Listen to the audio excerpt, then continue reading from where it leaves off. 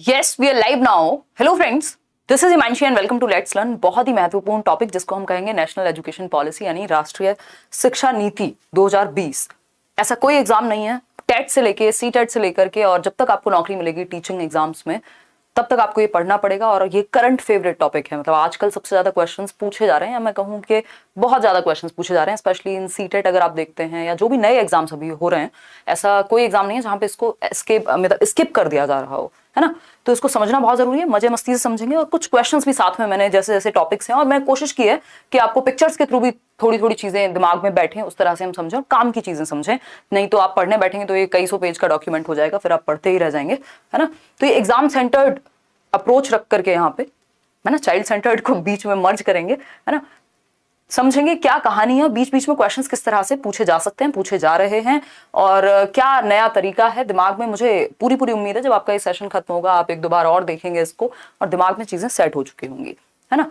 समझते हैं। सभी को गुड इवनिंग, नमस्कार, राम राम, सत श्री अकाल, अस्सलाम वालेकुम, whatever you feel connected with. Start करते हैं। आपने रक्षाबंधन मना लिया 2 दिन तक, है ना। इसके अलावा जन्माष्टमी आप कल मना लेंगे, मतलब परसों। इसके अलावा अगर हम कहें 15 अगस्त का सेलिब्रेशन हो चुका है। सारी चीजें आपने कर ली हैं पिछले इतने दिन में और आज से जरूरी है कि हम काम पे वापस आए। ऐसे एक शायरी भी है, ऐसे मेरा मन कर रहा है, आज मैं फुल मूड में हूँ, बहुत अच्छा डिस्कशन करेंगे, है ना। ये सेशन बेसिकली आपको कई नंबर दिलाएगा, आप बाद में आकर के थैंक यू लिखेंगे इस वीडियो के नीचे। इतनी पूरी पूरी ऐसी कोशिश की जाएगी, है ना। तो सारे सेलिब्रेशंस अगर खत्म हो गए हो तो थोड़ा नौकरी की तरफ रुख कर लिया जाए या पढ़ाई की तरफ रुख कर लिया जाए, है ना। तो एक शेर है कि लो देख लो ये इश्क है, ये वस्ल है, ये हिज्र, अब लौट चले आओ बहुत काम पड़ा है ना। तो काम पे वापस आ जाते हैं। Let's get back to work और स्टडीज। ठीक है, आपने सारा सेलिब्रेशन कर लिया, breakup, patchup, whatever it is. ये जो इसके मीनिंग है भारी भारी शब्दों के वो लास्ट में समझेंगे कि वस्ल और हिज्र और पता नहीं क्या क्या क्या है। बट कुल मिला के जो मोटिव है ये सब शायरीबाजी का वो ये है कि आपका ध्यान यहाँ पे आ सके पढ़ाई पे, कि बहुत कर लिया अब इधर उधर के काम, थोड़ा सा इधर आ जाओ। नहीं तो घर वाले भी पूछेंगे 4 दिन बाद कि हाँ भाई कैसे रही, है ना। तो वो नहीं चलना चाहिए। चलो फटाफट से समझते हैं। बहुत काम की चीजें करने वाले हैं, मतलब मुझे लगता है बहुत ही प्यार से हम समझेंगे इन चीजों को और बहुत ही अच्छी पॉलिसी है। अगर आप देखेंगे ना, मतलब ऑन पेपर्स तो बहुत ही प्यारी है और मैं और आप मिलकर के, मुझे लगता है जो भावी शिक्षक हैं या शिक्षिकाएं हैं वो इसको अगर इम्प्लीमेंट करेंगे और जैसी चीजें लिखी गई हैं ऑन पेपर्स, बहुत बहुत ही बढ़िया पॉलिसी है एजुकेशन के लिए। चलिए समझते हैं फटाफट से। शुरुआत करेंगे। बहुत सारी चीजें हैं इसमें जो हमें डिस्कस करनी है, पेशेंस के साथ डिस्कशन करेंगे, कोई टेंशनबाजी है नहीं, है ना। चलिए कहानी शुरू करें। आगे आप लोग सभी जैसे जैसे जुड़ते जाएं ऐसे लाइक शेयर वेयर भी करते जाएं अगर आपको सेशन पसंद आए, ऐसी कोई मजबूरी नहीं है ना। कहानी शुरू करते हैं आज की। ये सेशन करियर वेल ऐप पे भी लाइव चल रहा है और आपके यहाँ भी, और सभी बैचेस में लाइव है ये। मैंने मतलब क्योंकि मुझे पता है कि ये ऐसा नहीं है कि इसको अलग अलग बैच में अलग अलग तरह से क्लास दी जाए या यूट्यूब पे अलग कराया जाए। ये एक ऐसा टॉपिक है जो आपको काम आएगा ही आएगा। तो इसको समझेंगे अच्छे से, क्वेश्चंस कैसे आएंगे वो समझेंगे। नेशनल एजुकेशन पॉलिसी, नई नीति कह सकते हैं आप इसको या राष्ट्रीय शिक्षा नीति कह सकते हैं। लॉकडाउन के टाइम पे हमने इसके बारे में थोड़ी सी बात की थी, बट आज हम एग्जाम सेंट्रिक बात करेंगे।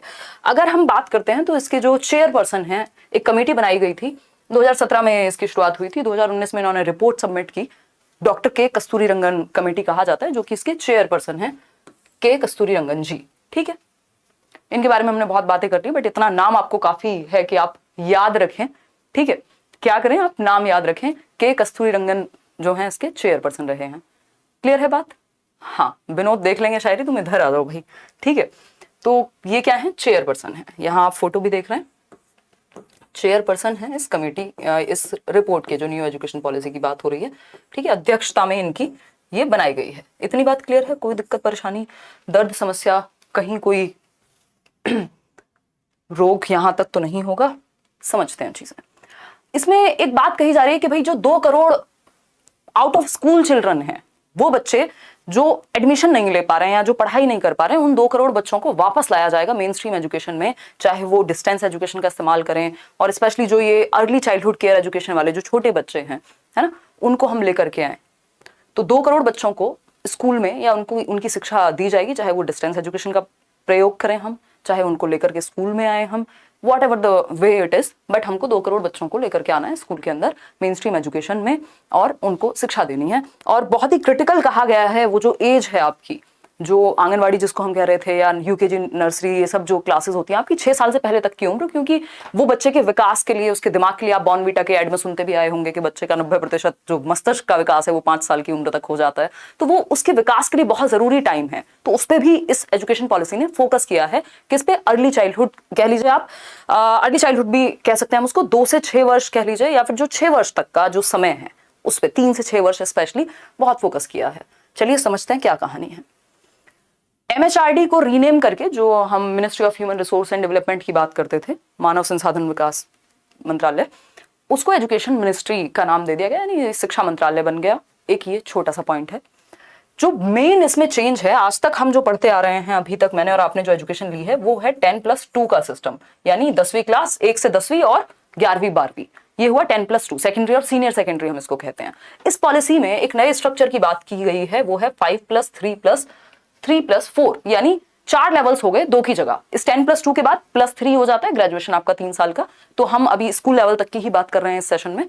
तो 10+2 सिस्टम को रिप्लेस कर देंगे किसमें, 5+3+3+4। और इस न्यू एजुकेशन पॉलिसी में ये साफ साफ कहा गया है कि भैया नौकरी वोकरी ले लो, जिन्होंने 2 साल का बीएड या डीएलएड वगैरह किया हुआ है, 2030 तक सबको वाइप आउट कर देंगे। बीएड जो है वो 4 साल की टीचिंग ट्रेनिंग से कम में काम चलेगा नहीं, आप टीचर नहीं बन पाएंगे अगर आपने 4 साल की एजुकेशन नहीं ली होगी 2030 तक। तो उससे पहले अपनी नौकरी निपटा लो, मतलब निपटाओ मत, एटलीस्ट पहुंच जाओ जहां जहां पहुंचना है।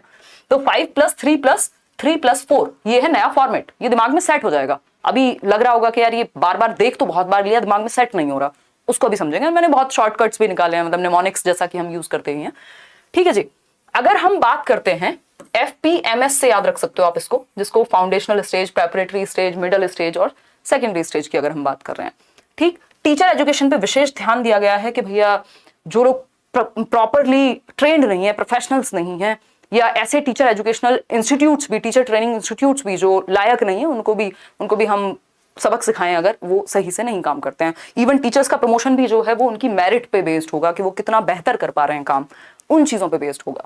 ऐसा नहीं है कि एक बार नौकरी मिल गई फिर आप ऐसे आराम से लेट गए सोफे पे या स्वेटर बुन लिया स्कूल में जाकर के, वो नहीं हो पाएगा। लैंग्वेज यानी भाषा की अगर हम बात करें, भाषा पे भी इन्होंने बहुत सारी बात की है, मल्टीलिंगुअलिज्म पे बात की है, बहुत सारी बातें पहले भी हो चुकी थी, है ना, जो एनसीएफ में हम देखते हैं या पुरानी पॉलिसीज में हम देखते हैं, कोठारी आयोग में हम देखते हैं 3 लैंग्वेज फॉर्मूला, वो सबको भी इंक्लूड किया हुआ है, बट और अच्छी बातें की हैं। इंक्लूसिविटी, समावेशन, SEDGs को इन्होंने एस्टेब्लिश करने की बात कही है। ये क्या कहानी है, इनको अभी समझेंगे। ये आपको फॉर्म्स याद रखनी है, ये याद हो जाएंगी क्योंकि इनसे क्वेश्चन सीधे सीधे देखने को मिलेंगे। ठीक है, तो ये सारी चर्चाएं अभी हम करेंगे एक एक करके और समझेंगे। तो हम कह सकते हैं कि MHRD को इन्होंने क्या कर दिया, एजुकेशन मिनिस्ट्री कर दिया, यानी शिक्षा मंत्रालय कर दिया। क्लियर है, इतनी बात, कोई दिक्कत नहीं है। अब एक क्वेश्चन आपके सामने इसके बाद आएगा कि नया फॉर्मेट क्या है, क्योंकि आप ऐसे तो याद रख लेंगे 5+3+3+4 के 4 स्टेजेस हैं, बट जब आपके सामने वो 4 ऑप्शंस आते हैं ना, तब आपके दिमाग में ऐसे करंट सा लगता है कि यार इनमें से सही कौन सा होगा, ये तो बहुत सारे ऑप्शंस हो गए, है ना। जैसे आपके सामने एक ये क्वेश्चन है, आप खुद से जवाब देने का प्रयास कीजिए। मैं थोड़ा सा आपको रिवाइज भी करा देती हूँ ताकि आप इसमें कंफ्यूजन ना क्रिएट हो। ये सीटेट का बैच है, अभी भी जो डिस्काउंट है वो जारी है, मतलब अभी मेरी उदय सर से बात हुई है, तो इसको 2-4 दिन यानी 20th तक कोशिश करेंगे। 1499 का ये बैच है, पेपर 1, पेपर 2 और पेपर 1+2। पेडागोजी स्पेशल, अगर आप पेडागोजी डिटेल में पढ़ रहे हैं, करियरविल ऐप डाउनलोड करके, KVS और आई थिंक DEET+ भी नहीं, सुपर टेट, ये 3-4 बैचेस आए हुए हैं, तो वो आप करियरविल ऐप डाउनलोड करके डिस्क्रिप्शन में लिंक होगा, चेक कर सकते हैं। जिनको प्रॉपर बाकी सभी टीचर्स के साथ भी पढ़ना है, मेरे साथ आप यहाँ जुड़ते ही हैं। ठीक है, तो अगर हम बात करें यहाँ किस चीज की, पुराना जो सिस्टम था, प्रीवियस सिस्टम, वो क्या था, प्रीवियस सिस्टम था 10+2 का, 10 साल यानी 10वीं, 1 से 10वीं कक्षा तक, और 2 साल 11वीं 12वीं, ये था प्रीवियस। न्यू की अगर हम बात कर रहे हैं, न्यू स्ट्रक्चर की अगर हम बात कर रहे हैं, दिस इज 5+3+3+4। ठीक है जी, कोई दिक्कत परेशानी। अब ये क्या है कहानी, अगर हम बात करते हैं FPMS, ये याद रखने का तरीका है, ये निमोनिक है, एक शॉर्ट फॉर्म है। फाउंडेशनल स्टेज होगी 5 साल की, यानी बच्चे का जो एजुकेशन है, जो उसकी आंगनवाड़ी है, 3 साल तक हम उसको वहां पे समझाएं, फिर फर्स्ट और सेकंड कराएं। ठीक, मतलब कि जो हम कक्षा 1 से बात कर रहे थे, यहां बात हो गई आपकी वो नर्सरी वर्सरी, पहले अर्ली चाइल्डहुड केयर एजुकेशन को भी इन्होंने शामिल कर लिया है, इसलिए शुरू के 5 साल बन गए। 1 से 10 तक की बात नहीं हो रही है अभी, पहली कक्षा से पहले के 3 साल भी पढ़ाना है, उस पर भी फोकस करना है, उसको भी मेन स्ट्रीम करना है। क्यों? क्योंकि अभी जो शुरुआत में मैंने बात कही, बॉर्नविटा के ऐड का एग्जाम्पल दिया कि भाई बच्चे का जो मस्तिष्क का विकास है या जो उसका बहुत हद तक विकास है वो लगभग 5 साल 6 साल तक की उम्र में हो जाता है, और आप 6 साल में पहली कक्षा में बच्चे को लेके जाएंगे तो उससे पहले का कौन ध्यान रखेगा। तो इसलिए इन्होंने कहा कि ये शुरुआत के जो 5 साल हैं ये भी जरूरी है, इसमें बच्चे का जो फाउंडेशनल पीरियड है उसको मजबूत करना है। ठीक, फिर आएगा 3 साल की एजुकेशन, फिर 3 साल और फिर 4 साल। ठीक है, कक्षा 8 से 12 तक, उस पर अभी हम आएंगे, लेकिन हमें इतना ध्यान रखना है कि 5 + 3 + 3 + 4, ठीक है, 534 याद रख लो सिंपल, अगर कुछ और नहीं दिमाग में आ रहा है अभी तो, अगर रट्टे ही लगाने हैं तो थोड़ा अच्छे से लगाइए। ठीक है, 534 क्या है? 534 कुछ नहीं है, 5 + 3, इसमें 3 और जोड़ लेना, एक 2 बार 3 आएगा। ठीक, 534 से याद रह जाएगा। 5 + 3 + 3 + 4, ये है आपका नया सिस्टम एजुकेशन का, जिसमें यहां पे हम सिर्फ 12 साल तक की बात कर रहे थे, 12 इयर्स तक की बात कर रहे थे। यहां पे हम 5 और 3 8 और 3 11 और 4 15 साल की बात कर रहे हैं। क्यों? क्योंकि हम बच्चे का आप शुरुआत से ध्यान रख रहे हैं, ताकि जो उसका फाउंडेशनल पीरियड है वो खराब ना हो। 15 साल तक अब हम यहां पे फोकस करेंगे बच्चे पे, कक्षा 1 से 12 तक नहीं, उससे पहले शुरू कर देंगे। तो ये बेसिक सी बात हो गई। 534 ये इसका शॉर्टकट हो सकता है, और इनकी सबकी नाम जो है याद रखने के लिए अभी हम आगे भी चर्चा करेंगे। FPMS, ठीक है, MS सबको याद रहता होगा, महेंद्र सिंह धोनी, या जो जिसका जैसे मन करे जोड़ के अपना याद रख लो। FPMS देखिएगा, क्वेश्चन आपके सामने है, एक हल्का सा क्वेश्चन, बीच बीच में हम एक एक टॉपिक करेंगे, और एक आध क्वेश्चन मैं अलग से भी एक सेशन लूंगी जिसमें बहुत सारे क्वेश्चंस आपके साथ डिस्कस करूंगी इस पॉलिसी पे, लेकिन कुछ कुछ क्वेश्चंस मैंने ऐड किए हैं। ठीक है जी, क्वेश्चन है what is the structure of school education. बात किसकी हो रही है? स्कूल एजुकेशन की। ठीक है, विद्यालय शिक्षा की अगर हम बात करें, नेशनल एजुकेशन पॉलिसी यानी राष्ट्रीय शिक्षा नीति 2020 क्या रिकमेंड करती है, कौन सा स्ट्रक्चर?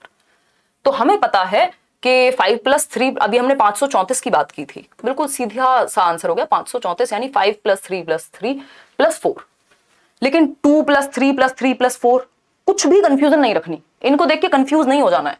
ठीक है, तो just A option is the right answer. ठीक है, जो फर्स्ट है वो सही है, बाकी गलत है। क्लियर है इतनी बात? इसमें अपनी मर्जी से नहीं तोड़ देंगे कि 5 को और 2 + 3 5 बराबर ही तो होता है ना, ऐसे नहीं चलेगा यहाँ पे, अपनी मर्जी से नहीं चलेगा, जो स्ट्रक्चर है वो स्ट्रक्चर है। तो A option is the right answer, कि जो ये 5 साल 3 साल 3 साल और 4 साल, ये है क्या, अभी इसको डिटेल में समझने वाले हैं।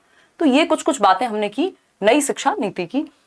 इंप्लीमेंटेशन, मुझे लगता है 2030 तक चीजें बहुत हद तक बदल जाएंगी एजुकेशन में, या टीचर जो लोग बन रहे हैं उनके लिए भी 2030 तक बहुत सारी चीजें बदल जाएंगी, और 2025 तक इन्होंने कई चीजें इंप्लीमेंट करने की बात की है, जैसे नया NCF बनाने की बात की है, नया NCTE के लिए, जो टीचर एजुकेशन के लिए जो NCFTE होता है उसकी बात की है, अर्ली चाइल्डहुड केयर एजुकेशन के लिए एक नया NCF तैयार करने की बात की है। बहुत सारी चीजें जो उन्होंने डिस्कस की हैं, और टेक्नोलॉजी का भरपूर इस्तेमाल होगा। अब आप टेक्नोलॉजी से बच नहीं सकते कि हमें तो ऑनलाइन पढ़ना समझ ही नहीं आता, पेपर भी ऑनलाइन हो रहे हैं, सीख भी आप ऑनलाइन रहे हैं, डिस्कशन भी आप ऑनलाइन कर रहे हैं, जैसे कि आप कर भी रहे हैं कमेंट्स में, है ना।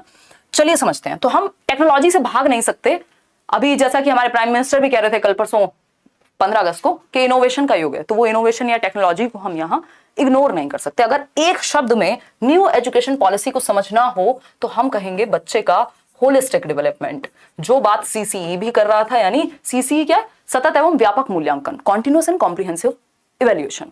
NCF भी कह रहा है कहीं ना कहीं, सारी पॉलिसीज आज तक कहती आ रही हैं, 1968 64 66 सब में, चाहे वो कोठारी आयोग, जितनी भी बार जो भी चेंज हुआ है, अच्छी अच्छी बातें हो रही थी।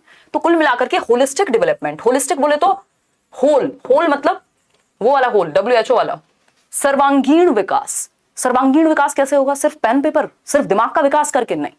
विकास के 4 पक्ष हैं जो हम जनरली पढ़ते हैं डेवलपमेंट में, चीजें जोड़ना भी सीखना है हमें, रट्टे नहीं लगाने। फिजिकल यानी शारीरिक विकास बच्चे का, संज्ञानात्मक विकास यानी उसके दिमाग का, सोशल यानी हम समाज में रहते हैं तो हमें 4 बातें करनी है, एक दूसरे को कोऑपरेट करना, टीम वर्क, ये सब भी आना चाहिए। और इमोशनल डेवलपमेंट, कि बच्चा अपने इमोशंस के प्रति कितना अवेयर है, कितना बेहतर तरीके से उनको मैनेज करना जानता है, कितना बेहतर तरीके से उनको कंट्रोल करना जानता है, कितना बेहतर तरीके से उनको डायरेक्शन देना जानता है। तो कुल मिलाकर के हम बच्चे के सर्वांगीण विकास की बात कर रहे हैं, है ना, यानी कि लगभग सभी एस्पेक्ट्स में डेवलपमेंट। होलिस्टिक मतलब इन ऑल एस्पेक्ट्स, सभी पक्षों में विकास बेहतर तरीके से हो पाए बच्चे का। भाई शिक्षा का मतलब ये थोड़ी हमें डिग्री दिला करके और नौकरी दिला देनी है सिर्फ, ये तो हम बिल्कुल सबसे तुच्छ स्तर की बात हम करते हैं, क्योंकि अब जो भी हमारी हिस्ट्री रही है कि हम सिक्योरिटी चेज कर रहे हैं, व्हाटएवर इट इज। तो सभी पक्षों में विकास, चाहे वो बच्चे का शरीर हो यानी फिजिकल डेवलपमेंट, शारीरिक विकास हो, उसका संज्ञान यानी उसकी बुद्धि, उसकी डिसीजन मेकिंग हो, उसका सामाजिक विकास हो या उसका इमोशनल डेवलपमेंट हो, तो विकास के सभी पहलू जो हैं वो साथ में मिलकर के होलिस्टिक यानी सर्वांगीण विकास की बात हो। ऐसा एक शब्द में अगर आप नेशनल एजुकेशन पॉलिसी को समझना चाहते हैं तो हम कहेंगे कि बच्चे का विकास सभी पक्षों में। क्लियर है इतनी बात? कोई दिक्कत परेशानी दर्द समस्या यहां तक हो तो मुझे बता दीजिए, अगर है तो फिर क्या, फिर हम यहीं पे अटके रहेंगे, आराम से बातें करेंगे 2-4 मिनट और फिर आगे बढ़ेंगे। तो हमने बहुत ही प्यारी प्यारी सी 2-3 बातें की हैं कि के कस्तूरीरंगन की अध्यक्षता में इसकी पूरी बुनियाद रखी गई, चीजें बनी और इसमें नया फॉर्मेट लाया गया है। 2 करोड़ स्कूल के बाहर जो बच्चे हैं उनको हम सिखाएं, जो छोटे बच्चे हैं उनका हम ध्यान रख पाए। छोटे मीन्स अर्ली चाइल्डहुड वाले, यानी 3 से 6 वर्ष की उम्र के बच्चों का हम ख्याल रखें, ठीक है, उनको भी शिक्षा में शामिल करें, उनको भी स्कूली एजुकेशन में शामिल करें। अब आप ये डायग्राम्स हमारे यहाँ से शुरू होते हैं, कई सारे डायग्राम हैं जो आपके दिमाग में चीजें बिठाने में आसानी करेंगे। और ये जो पीडीएफ है आपको करियरविल ऐप के नोट सेक्शन में सभी के लिए फ्री होगा, है ना। वैसे डेमो लेक्चर के रूप में भी है और यूट्यूब पे भी, जो लोग है ही नहीं करियरविल पे या जाना भी नहीं चाहते हैं तो उस केस में टेलीग्राम पे भी हम अपलोड करा देंगे, कोई दिक्कत वाली बात नहीं है, ठीक है। ऐसी कभी पार्शियलिटी कुछ हुई नहीं है। देखिए अगर हम बात करें, बट बहुत ही प्यारा सा ऐप है, आप जाकर के चेक कर सकते हैं। देखिए अगर हम बात करते हैं, हाँ एफपीएमएस, बिल्कुल बिल्कुल, अगर हम बात करें करिकुलर एंड पेडागोजिकल स्ट्रक्चर में क्या ट्रांसफॉर्मेशन हुआ है तो ये एग्जिस्टिंग एकेडमिक स्ट्रक्चर है। इंग्लिश को देख के डरना नहीं है, सारी बातें हिंदी में ही होंगी, ठीक है। तो ये एग्जिस्टिंग एकेडमिक स्ट्रक्चर क्या था, मतलब जो चल रहा है या जो अब तक चलता आया है, विच इज 10 ईयर्स, यानी कि 10 साल, 6 से 16 वर्ष तक। 6 वर्ष की उम्र में पहली कक्षा में बच्चा जाएगा और 16 वर्ष तक अपना निपटा लेगा जो भी उसको पढ़ाई लिखाई करनी है 12वीं तक, ठीक। और फिर अगर मतलब 10वीं तक, फिर उसके बाद 2 साल हैं आपके 16 से 18 वर्ष किसके, 11वीं 12वीं के। तो हम कहेंगे ये नीचे वाला गायब था, ठीक है, आप आंगनवाड़ी में भेज रहे हो बट उतना वो सीरियस नहीं है, उसको स्कूल एजुकेशन में उस हद तक हम शामिल नहीं कर रहे, तो ये ब्लैंक था, इस ब्लैंक को भर दिया है अब नए सिस्टम ने, ठीक है।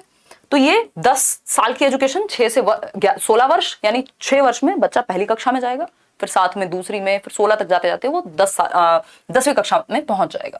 2 साल की जो ये एजुकेशन है 11th-12th की, 16 से 18 वर्ष, 10+2 का सिंपल सिस्टम है, कोई इसमें बहुत बड़ा रॉकेट साइंस नहीं है, +2, ठीक, ये है एग्जिस्टिंग सिस्टम, कोई दिक्कत नहीं है।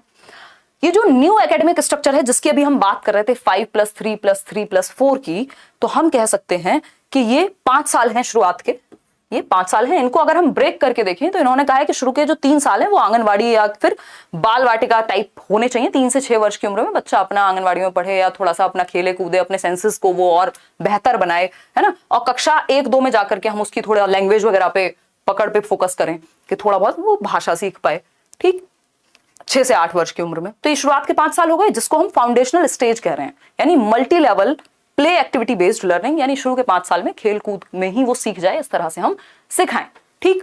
फिर आते हैं 3 साल, 5+3 वाला जो है, कोई बात नहीं अगर नहीं भी दिख रहा हो दूर से तो काम चला लेना, अभी आगे आएंगे। तो 3 साल जो है ये कक्षा 3 से 5 वर्ष का समय है, ठीक है, कक्षा 3 से 5 वर्ष का समय है, 8 से 11 वर्ष का बच्चा होगा।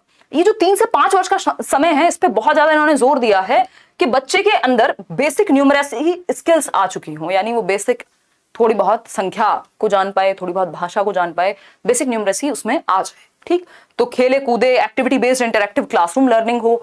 फिर हम आते हैं और बचे हुए 3 साल जो ऊपर वाले हैं, क्लास 6 to 8, ठीक है, 11 से 14 वर्ष, मिडिल स्टेज जिसको कह रहे हैं। यहाँ पे एक्सपीरियंशियल लर्निंग, मैथमेटिक्स, आर्ट्स, इन सब चीजों पे फोकस होना चाहिए। फिर सेकेंडरी स्टेज आती है जिसको हम मल्टी डिसिप्लिनरी यानी बहुत सारे डिसिप्लिन्स को, बहुत सारे सब्जेक्ट्स को आपस में जोड़ करके सिखाएं। कोई रिजिड सेपरेशन ना हो कि हम साइंस अलग पढ़ा रहे हैं, मैथ्स अलग, आर्ट्स अलग पढ़ा रहे हैं, कॉमर्स अलग पढ़ा रहे हैं, रिजिड सेपरेशन नहीं होगा स्ट्रीम्स के बीच में। बच्चे का मन करेगा, पूल ऑफ सब्जेक्ट्स हैं, आपका मन क्या सब्जेक्ट का कॉम्बिनेशन है, आपका मन क्या, आप चलो कॉमर्स के साथ साथ मान लीजिए बिजनेस स्टडीज है, अकाउंटेंसी है, आपका मन कर रहा है उसके साथ आप फिजिक्स भी पढ़ेंगे, तो इस तरह का भी प्रावधान होगा कि बच्चा अपनी पसंद के सब्जेक्ट चूज करके पढ़ सके। ऐसा नहीं है कि मान लीजिए मुझे मैथ्स पढ़ना है तो उसके लिए अब मुझे या तो साइंस ही लेनी पड़ेगी, है ना, वो वाला सिस्टम नहीं होना चाहिए। क्लियर है बात? तो ये क्या है, FPMS, फाउंडेशनल स्टेज, जिसमें आप एक्टिविटी कराएंगे। ये शुरुआत के 5 साल है, यानी शुरुआत के 5 साल मतलब 3 साल। 3 साल तक तो आप घर पे रखिए बच्चे को, 3 साल से आप उसको आंगनवाड़ी में भेज रहे हैं या फिर प्लेवे में भेज रहे हैं, और वहां पे जाकर के वो 3 से जो उम्र है आपकी 6 वर्ष तक की, वहां पे यानी शुरुआत के 3 साल उसके फाउंडेशन के हैं। फिर उसके बाद के भी जो 2 साल है वो भी फाउंडेशन में ही काउंट हो रहे हैं, लेकिन वो फर्स्ट और सेकंड क्लास में बेसिक एक्टिविटीज सीख जाएगा। ठीक, ये एक बार आप खुद भी रीडिंग देंगे और इस पे हम अभी और भी चर्चा करेंगे। क्लियर है बात? तो न्यू एकेडमिक स्ट्रक्चर कहता है FPMS, यानी शुरुआत के जो 5 साल हैं ये फाउंडेशनल, फिर प्रेपरेटरी, मिडिल स्कूल, और ये मिडिल स्कूल वही है जो 6th क्लास से ही आपका जो बच्चा है वो इंटर्नशिप्स करने लगे, कोडिंग वगैरह सीखने लगे, या फिर अगर हम बात कर रहे हैं तो वोकेशनल एजुकेशन, कि किसी को ड्राइंग, पेंटिंग, म्यूजिक, योगा, इन सब में भी इंटरेस्ट है तो बच्चा वो भी तो एक्सप्लोर करे। ऐसा ना हो डिग्री हमारे हाथ में PhD की आ गई और फॉर्म भर रहे हैं हम अभी भी स्कूल में पियोन बनने का, वो स्थिति नहीं होनी चाहिए, है ना। थोड़े कटु वाक्य हैं बट ऐसा होता है, हम देख रहे हैं अपने आसपास, तो वो चीज ना हो, बच्चा स्किल्ड हो, है ना। तो वो एक चीज हुई। फिर जो ये 9th to 12th का टाइम है, यहाँ पे फ्लेक्सिबिलिटी होनी चाहिए, बच्चे की critical thinking, 21st century skills की बात कर रहे हैं, 21वीं शताब्दी के कौशल बच्चे में हो, वो क्या है? वो है CDP। अभी आएंगे उस पर भी। चलिए समझते हैं, एक एक करके समझेंगे। डरना नहीं है किसी भी चीज को देख करके, इतनी रामायण लिखी हुई है, इसको देख करके परेशान नहीं होना। देखिए, रामायण से मेरा मतलब है बहुत बड़ा सा ग्रंथ, ठीक, कई लोग दिल पे ले जाते हैं। अगर हम बात करें यहाँ पे तो 360 डिग्री असेसमेंट की बात की है इन्होंने। 360 डिग्री असेसमेंट होना चाहिए, यानी जो आकलन हो वो 360 डिग्री में हो। इस पे भी बाद में आएंगे, पहले हम पढ़ेंगे इससे भी पहले अपनी 21st सेंचुरी स्किल्स कौन सी हैं जिनको सिखाने की बात की जा रही है ना। ये परख पे भी आएंगे बाद में, पहले 21st सेंचुरी स्किल्स की बात करेंगे।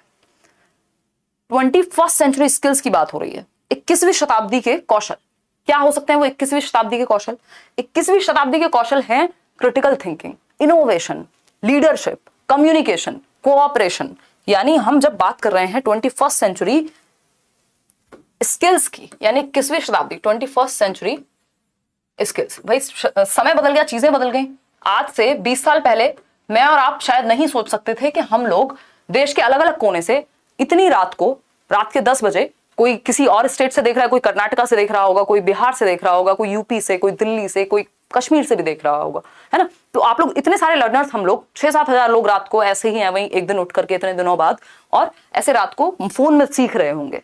ये शायद अब से 20 साल पहले हम नहीं सोच पाते थे, या जब मैं छोटी थी तब हम टीवी देख के काम चला लेते थे, ठीक। तो अगर हम कहें तो 21वीं शताब्दी है तो चेंज है, टेक्नोलॉजी का बहुत बड़ा प्रयोग है। तो 21वीं शताब्दी की जो कौशल हैं, मेनली आप मेजरली CDP से याद रखोगे, जैसे चाइल्ड डेवलपमेंट एंड पेडागोजी से याद रखते हो ना, बाल विकास एवं शिक्षा शास्त्र। तो उसी तरह से क्रिटिकल थिंकिंग बहुत महत्वपूर्ण है, पेपर में सीधे सीधे क्वेश्चन आ रहा है। क्रिटिकल थिंकिंग, क्रिटिकल थिंकिंग यानी आलोचनात्मक चिंतन। बच्चे के सामने जो आए, ऐसा नहीं बस वो मान ले, उस पर वो सोच पाए, क्रिटिकली हर चीज पे सोच पाए, क्या सही है, क्या गलत है, गलत है तो क्यों गलत है, सही है तो क्यों सही है, और एनालाइज कर पाए, प्रॉपर चीजों का विश्लेषण कर पाए, हर एंगल से देख पाए चीज को, क्या फैक्ट है, क्या ओपिनियन है, ये समझ पाए, है ना। बिल्ली ने रास्ता काट दिया तो जस्ट मान ना ले कि हाँ यार बुरा ही होता होगा, ठीक है।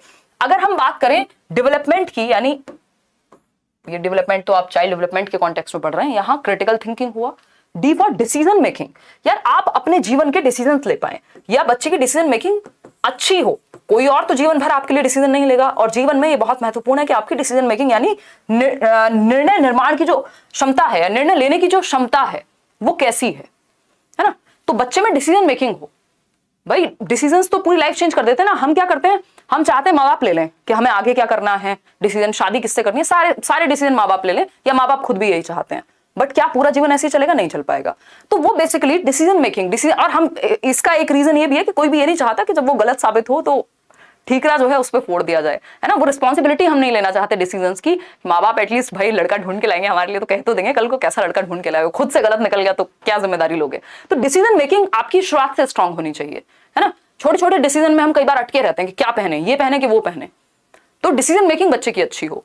दूसरी चीज है problem solving, P for problem solving, समस्या समाधान, प्रॉब्लम सॉल्विंग। गलत डिसीजन ले लीजिए, कोई दिक्कत नहीं, मतलब ऐसा थोड़ी कि सारे डिसीजन सही हो जाएंगे। तो वो बच्चों को शुरुआत से प्रैक्टिस है उस चीज की, अलग अलग आयाम में। सिर्फ शादी का डिसीजन नहीं दिलवा रहे हैं हम स्कूल में। यहाँ पे कुल मिला के बात ये है कि छोटी छोटी चीजों से लेके तो फिर तो आप देश के भी बहुत हद तक काम आएंगे ना, जब आप बड़े बड़े डिसीजन भी ले पाएंगे, जब आपने छोटी उम्र से चीजें करने की कोशिश की, कुछ एक्सपेरिमेंट किया, कुछ गलत हुआ, कुछ सही हुआ, है ना। तो आप खुद की ही थिंकिंग को दिशा दे पाएंगे। कुल मिलाकर के मेटाकॉग्निशन, यानी हम कह सकते हैं कि मेटाकॉग्निशन पे फोकस किया जाए कि how to learn, learning to learn. ये एक बहुत इंपॉर्टेंट लाइन है, लर्निंग टू लर्न, कि सीखेंगे कैसे, ये सीख पाए हम। तो ये पेपर में आपको देखने को मिलेगा ये क्वेश्चन। लर्निंग टू लर्न पे फोकस करे ये पॉलिसी।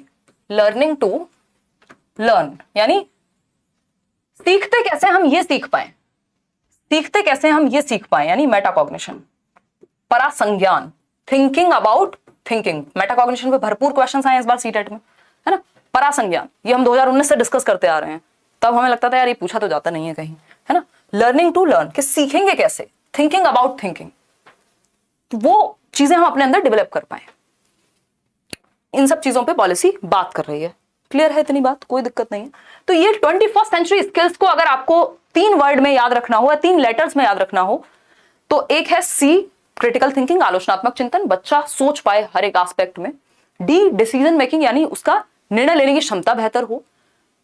नेक्स्ट है पी फॉर प्रॉब्लम सॉल्विंग, यानी समस्या समाधान अच्छा कर पाए।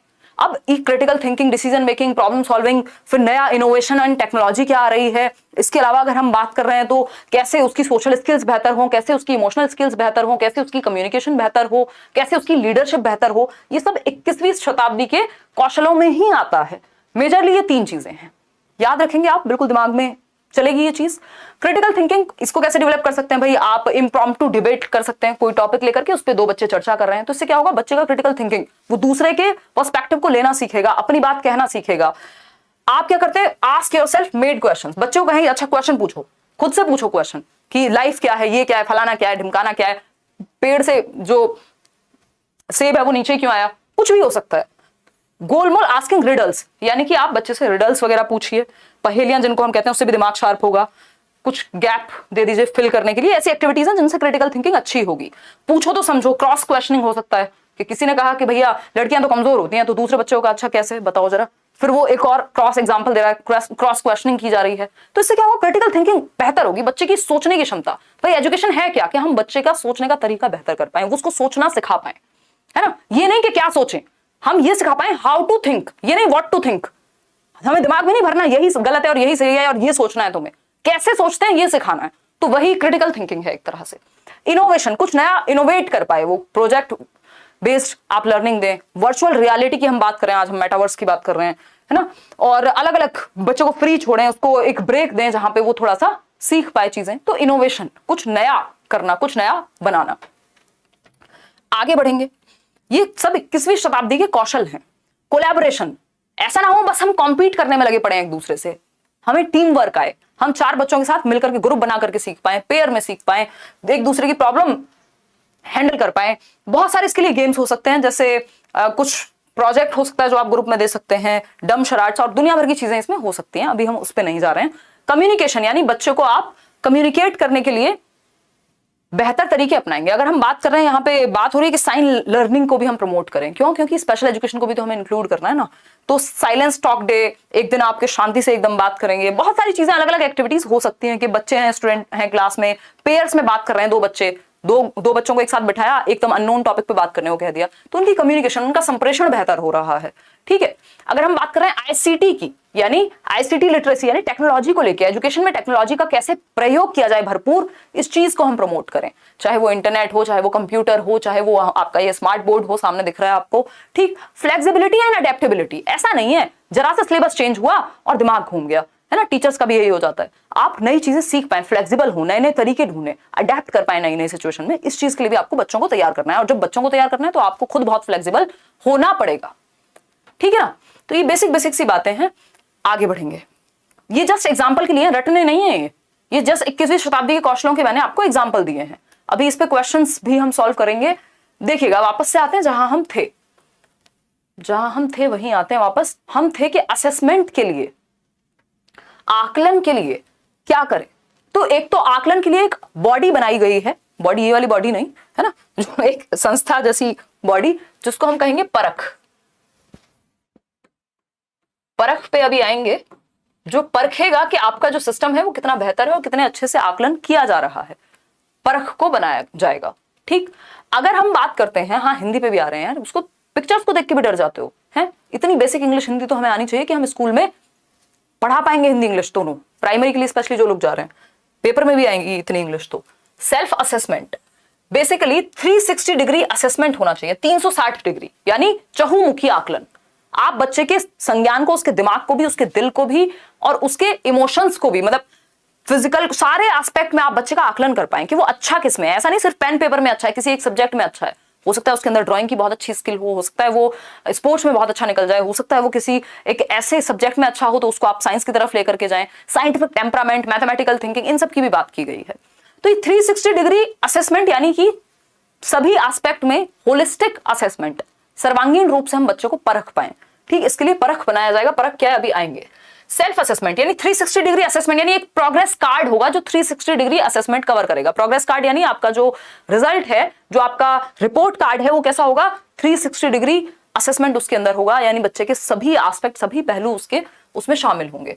सेल्फ असेसमेंट को हम स्व आकलन कहते हैं, यानी बच्चा खुद से, जो उसको कोई काम दिया गया है तो वो खुद से आकलन कर पाए कि कितना बेहतर किया है उसने, वो खुद को खुद से नंबर दे पाए। कि मान लीजिए आपने खुद से बैठ करके मॉक टेस्ट अटेम्प्ट किया और आपने खुद ही देखा कि यार ये वाला क्वेश्चन इतना सही है, यहाँ पे ये गलती है, आप खुद का आकलन कर पा रहे हैं, खुद को ही आप देख रहे हैं, खुद में ही कमियां निकाल पा रहे हैं, आप अपने ही काम को बेहतर कर पाएंगे। तो बच्चा एक तो सेल्फ असेसमेंट करे, 360 डिग्री में ये चीज आ जाएगी। पीयर असेसमेंट, जिसको हम सहपाठी आकलन कहेंगे या सह आकलन करेंगे, यानी आपस में बच्चे एक दूसरे की नोटबुक चेक कर लें या फिर एक दूसरे का आकलन कर पाए, एक दूसरे के काम का, कि भाई मैं ये बना के लाया हूं या बहन मैं ये बना करके लाई हूं, मैंने ये किया, देखियो ठीक किया है, अच्छा तेरा ये वाला सब्जेक्ट अच्छा है तो ये वाला सब्जेक्ट मैंने कुछ लिखा है, ये क्वेश्चन सॉल्व किया है, एक बार देख ले। तो यानी बच्चे आपस में एक दूसरे का आकलन कर रहे हैं। पीयर्स मतलब जो सेम एज के लोग हैं, ठीक है। फिर आती है बात टीचर असेसमेंट की, टीचर भी करेंगे भाई, शिक्षक भी आकलन करें कि बच्चे कैसे सीख रहे हैं, है ना, शिक्षक के द्वारा भी आकलन होगा, बेसिक बात है बिल्कुल।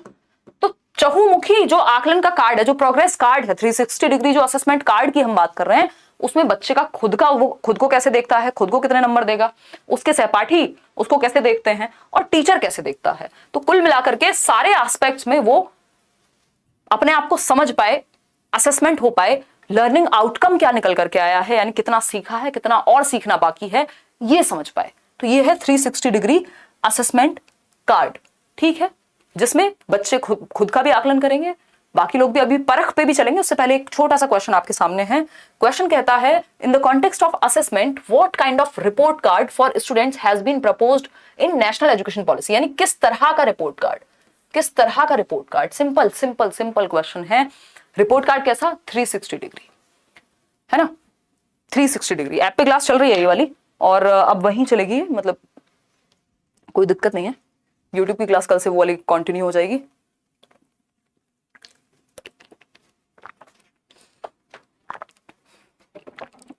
अभी लास्ट में हमें तो शेयर का मतलब भी तो समझना है ना। देखो एक बार पहले हम ये चैप्टर कंप्लीट करेंगे, फिर वस्ल और हिज्र का मतलब समझेंगे। मजाक कर रही हूँ यार, हिंदी में भी बता दो, हिंदी में लिखा हुआ है सरकार, अभी करेंगे, डिस्कशन करेंगे, कोई दिक्कत नहीं है, हिंदी में बता देंगे। मैं और ध्यान रखूंगी कि दोनों ही भाषाओं का प्रयोग किया जाए भरपूर। देखिए अगर हम बात करें रिपोर्ट कार्ड की, तो आप लोग कह रहे हैं बी ऑप्शन या 360 डिग्री। चलिए समझते हैं। Report cards specifying relative information of the students in comparison to others, दूसरों के कंपैरिजन में नहीं, बच्चे के खुद के कंपैरिजन में, ठीक है। फिर क्या है, report cards of students performance in paper pencil test, नहीं सिर्फ पेपर पेंसिल नहीं, 360 degree multidimensional report card, जिसमें बच्चे के सभी आयाम आ जाएं कि वो खेलने कूदने में कैसा है, वो गाने में कैसा है, उसका जो भी उसके अंदर क्षमताएं हैं। समेटिव नहीं, फॉर्मेटिव होना चाहिए आकलन का जो तरीका है, यानी रचनात्मक मूल्यांकन की हम बात करें, ना कि, तो हम ये कह सकते हैं कि एक शिफ्ट, एक तो रिजिडिटी से जो आपका आकलन है वो रिजिड ना होकर के फ्लेक्सिबल हो, जो असेसमेंट है वो फ्लेक्सिबल होना चाहिए, ठीक है। क्या है, रिजिड यानी जटिल या बिल्कुल कठोर ना होकर के कि थोड़ा बहुत भी चेंज का उसमें मौका ही नहीं है, फ्लेक्सिबिलिटी होनी चाहिए, ठीक। लचीला कहा जाता है ना कि भाई जो झुकते नहीं है, या तो मतलब ये कहें टाइम के साथ जो बदलते नहीं है वो खत्म हो जाते हैं, मतलब हमें फ्लेक्सिबल होना बहुत जरूरी है, लचीला होना बहुत जरूरी है, ऐसा ही आपका रिपोर्ट कार्ड होना चाहिए, ठीक है। 360 डिग्री असेसमेंट आपका हो पाए। समेटिव यानी एसए टू एफए, शिफ्ट कहां होना है, एसए टू एफए। एफए होता है रचनात्मक आकलन, जिसमें बच्चे की एक्टिविटीज इंप्रूवमेंट क्या होना है, कैसे वो सीख रहा है, ये सब चीजें। ऐसे में पेन पेपर टेस्ट होता है ज्यादातर, पेन पेपर टेस्ट, तो ये पेन पेपर या सिर्फ जजमेंट के लिए किया जाता है, ऐसे जो है वो जजमेंट के लिए किया जाता है। तो आपको ऐसे से शिफ्ट करके ज्यादातर चीजें धीरे धीरे एफए की तरफ लेकर के जानी है, यानी रचनात्मक आकलन, यानी कि ये इंप्रूवमेंट के लिए होगा। किसके लिए होगा, इंप्रूवमेंट के लिए होगा, कि और बेहतर कैसे कर सकता है बच्चा। आप टेस्ट इसलिए ले रहे हैं कि और इंप्रूवमेंट का स्कोप कहां है। जैसे आपकी क्लास में भी होता होगा ना एसए और एफए, जैसे हाफ ईयरली एग्जाम्स को या टर्म 1 को हम क्या कहते थे, एसए कहते हैं, हाफ ईयरली और ईयरली को। एफए क्या है, एफए 1 एफए 2 जो आपके फॉर्मेटिव टेस्ट होते हैं वो इंप्रूवमेंट के लिए होते हैं, ठीक है, इतनी बात क्लियर है? कोई दर्द परेशानी समस्या कुछ है तो बता दीजिए। हेलो मैम, आपके कारण मेरा सीटेट 2021 में क्लियर हो गया, असम टेट भी क्लियर हो गया, अब मेरा अपर प्राइमरी स्कूल में जॉब हुआ है। बहुत बढ़िया साहिब बिजॉय, अच्छा अनुराग आपका, ठीक है। एक काम कीजिए, मेल कर दीजिए, अगर हमें फुर्सत होगी तो बिल्कुल बैठ के आपके साथ चर्चा करेंगे। ईमेल आईडी himanshi.edu10@gmail.com, या इस वीडियो के नीचे एक गूगल फॉर्म होगा, वो फिल कर सकते हैं जिन भी लोगों ने कहीं पे भी जॉब ली है। तो हम डिस्कशन आजकल कर रहे हैं। तो 360 degree multidimensional report card होना चाहिए, यानी अलग अलग आयामों में आप बच्चे को जांच पाए। अब बात कर रहे हैं हम कि एक मिनिस्ट्री ऑफ एजुकेशन जो MHRD को परिवर्तित किया गया है, ये बात हम ध्यान रखेंगे। एक तो आप बच्चों को 21वीं शताब्दी के कौशल तैयार करें, क्योंकि 21वीं शताब्दी में बच्चे अगर सीख रहे हैं जिनको हम जेन जी कह रहे हैं, जिसको हम कि जनरेशन जी है, भाई नए जमाने के बच्चे हैं, ठीक, तो उनको हम 21वीं शताब्दी के कौशल भी सिखा पाए। एग्जामिनेशन एंड असेसमेंट रिफॉर्म्स होने चाहिए, परिवर्तन होना चाहिए, डरे ना बच्चे। परख एक ऐसी बॉडी है जो ये देखेगी कि एग्जामिनेशन कैसे लिए जा रहे हैं, कैसे बेहतर हो सकते हैं। इस परख की ही हम बात कर रहे थे। P for performance, A for assessment, R for review, A for analysis, K for knowledge, H for holistic development. तो ये परख में जो आपके 3 और 3 6 लेटर हैं, इनका अपना अपना एक मतलब है। P for performance, A for assessment, R for review, A for analysis, K for knowledge, H for holistic development. ठीक है, तो इसकी फुल फॉर्म आपको आनी चाहिए, एक नंबर में कहीं पे भी पूछी जा सकती है। क्लियर है इतनी बात? कोई भी दिक्कत नहीं है यार, ये हिंदी में भी ऐसे ही रहेगा। परफॉर्मेंस को परफॉर्मेंस ही कहोगे ना, परख की फुल फॉर्म तो यही रहेगी, performance assessment review analysis of knowledge and holistic development, ये है परख की फुल फॉर्म। चले आगे बढ़े। तो ये क्या है? ये एग्जामिनेशन रिफॉर्म है, एक बॉडी बनाई जाएगी जो इस बात का ध्यान रखेगी कि असेसमेंट परफॉर्मेंस का भी पता लगे बच्चे का, उसको रिव्यू किया जा सके, एनालिसिस नॉलेज का पता लग सके, विश्लेषण हो सके ज्ञान का, और सर्वांगीण विकास हो रहा है कि नहीं, ये सब बातें निकल करके आ सके, इसलिए आपकी परख को बनाया जाएगा।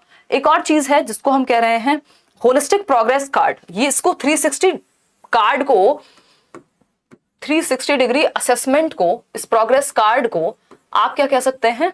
होलिस्टिक प्रोग्रेस कार्ड भी कह सकते हैं, है ना। एक ऐसा कार्ड जिसमें आपके सभी आयामों का आकलन हो सके, मतलब हम बच्चे को मूल्यांकन उसका कर पाए, इवैल्यूएट कर पाए, उसका कॉग्निटिव यानी संज्ञान, उसका अफेक्टिव यानी इमोशंस और साइकोमोटर डोमेन्स। इसकी बात BS ब्लूम करते हैं अपनी ब्लूम्स टैक्सोनॉमी में, है ना। देखो, चाइल्ड डेवलपमेंट से अलग नहीं बन सकती कोई भी पॉलिसी, बच्चे के विकास को ध्यान में रखे बनाई जाएगी। तो आपका जरूरी है कि वो जो चाइल्ड डेवलपमेंट के चैप्टर्स हम जमानों से पढ़ते आ रहे हैं उनको आप ठीक से समझें, तभी आप चीजें कनेक्ट कर पाएंगे। ठीक है, तो अगर हम इसको कैप से याद रखते हैं, सर पे लगाने वाली टोपी से, कि जो बच्चे का आकलन है वो सभी डोमेन्स में हो सके। ये सभी डोमेन कौन से? 3 डोमेन है बस majorly. CAP cap, CAP cap Hindi में भी समझेंगे, डोंट वरी। कॉग्निटिव यानी संज्ञानात्मक, बच्चे का दिमाग, पेन पेपर टेस्ट, जो भी सब्जेक्ट्स हैं उसके एकेडमिक्स है, संज्ञानात्मक पक्ष को भी आप आकलन कर पाए। अफेक्टिव होता है इमोशंस से जुड़ा हुआ, बच्चे की भावनाएं भी सब्जेक्ट के साथ, टीचर के साथ जुड़ी हुई हो, अफेक्टिव डोमेन। साइकोमोटर होता है उसका फिजिकल, मोटर जहां आ गया मतलब फिजिकल एक्टिविटी की बात हो रही है, गत्यात्मक कौशल कहते हैं इसको। तो इन तीनों का ही हम समावेशन कर पाए जब हम आकलन की बात करें, है ना। तीनों ही पक्ष में हम बच्चे को इवैल्यूएट कर पाए, क्या कर पाए? बच्चे का जो असेसमेंट है वो तीनों ही पक्ष में हो पाए। इसी को हम प्रोग्रेस कार्ड, यही तो है 360 डिग्री। 360 डिग्री और क्या है? होलिस्टिक कार्ड और क्या है? यही है जो BS ब्लूम अपनी टैक्सोनॉमी में कहते हैं, जो ब्लूम का वर्गीकरण है कि संज्ञानात्मक पक्ष बच्चे के दिमाग से संबंधित जो भी सब्जेक्ट्स हैं, चाहे वो मैथ्स है, साइंस है ना, तो हम बच्चे का दिमाग भी समझ पाए, उसका उस तरह से भी आकलन कर पाए। अफेक्टिव यानी संवेगात्मक, बच्चे के इमोशन से जोड़ पाए लर्निंग को, है ना। अभी हमने शुरुआत में एक शायरी की, बहुत ही सस्ती शायरी, अच्छी भी कह सकते हो, वैसे तारीफ कर सकते हो, कोई दिक्कत नहीं। तो वो जो शायरी थी वो क्या था? आपके इमोशन से जुड़ी बात। क्या ठीक है यार, बहुत छुट्टी हो गई, 1 हफ्ते से छुट्टी पे हैं, रक्षाबंधन, स्वतंत्रता दिवस सब हो गया, जन्माष्टमी भी हो जाएगी, टाइम निकलता जाएगा, बट वापस आ जाते हैं काम पे। तो इमोशन से जुड़ी बात, वो क्या है? इमोशंस से जुड़ी हुई बात है। ये जो हम अभी कर रहे हैं डिस्कशन, ये दिमाग से जुड़ी हुई बात है। साइकोमोटर क्या होगा कि मैं आपको कुछ एक प्रयोग करके दिखा दूं, यहाँ पे फिजिकल एक्टिविटी करके दिखा दूं, या आप इन चीजों को स्कूल में डायरेक्टली अप्लाई करें, जब फिजिकली कोई एक एक्टिविटी में यूज कर लें, तो वो क्या हो गया? आपके गत्यात्मक पक्ष से, यानी अब आप फिजिकली भी उस चीज को यूज कर पा रहे हैं। तो इन तीनों ही पक्षों में हम बच्चे का आकलन कर पाए, इसी को तो हम 360 डिग्री कह रहे हैं ना। तीनों ही पक्षों में, सभी पक्षों में बच्चे का आकलन कर पाए, सभी पक्षों से जुड़ पाए हम। होलिस्टिक डेवलपमेंट या होलिस्टिक असेसमेंट की बात यही है। कैप से याद रखेंगे, सिंपल बात, नो बकवास। चले आते हैं, वापस से आते हैं। तो हम बच्चे का आकलन कर सके सभी पक्षों में, जब हम टेस्ट भी ले रहे हैं तो उसके सारे पक्ष वहां पे जुड़ पाए। देखिए अब एक क्वेश्चन है इसी से जुड़ा हुआ, जवाब देंगे आप फटाफट से क्वेश्चन पढ़ के। What should be the holistic 360 degree multi-dimensional progress card proposed in the National Education Policy 2020 reflect? यानी राष्ट्रीय शिक्षा नीति 2020 में प्रस्तावित समग्र 360 डिग्री बहुआयामी उन्नति पत्र को क्या दर्शाना चाहिए, या उसके थ्रू हम क्या अचीव करने की कोशिश कर रहे हैं, बताइएगा फटाफट से।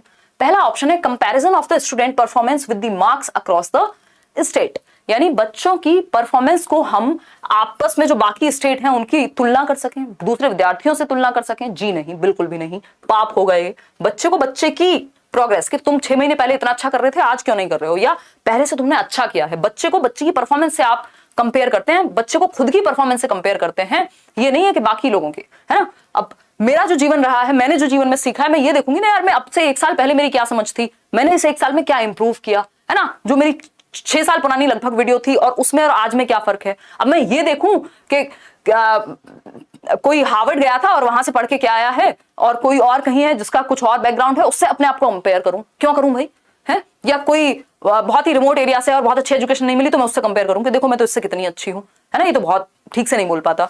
तो ये बेवकूफी होगी।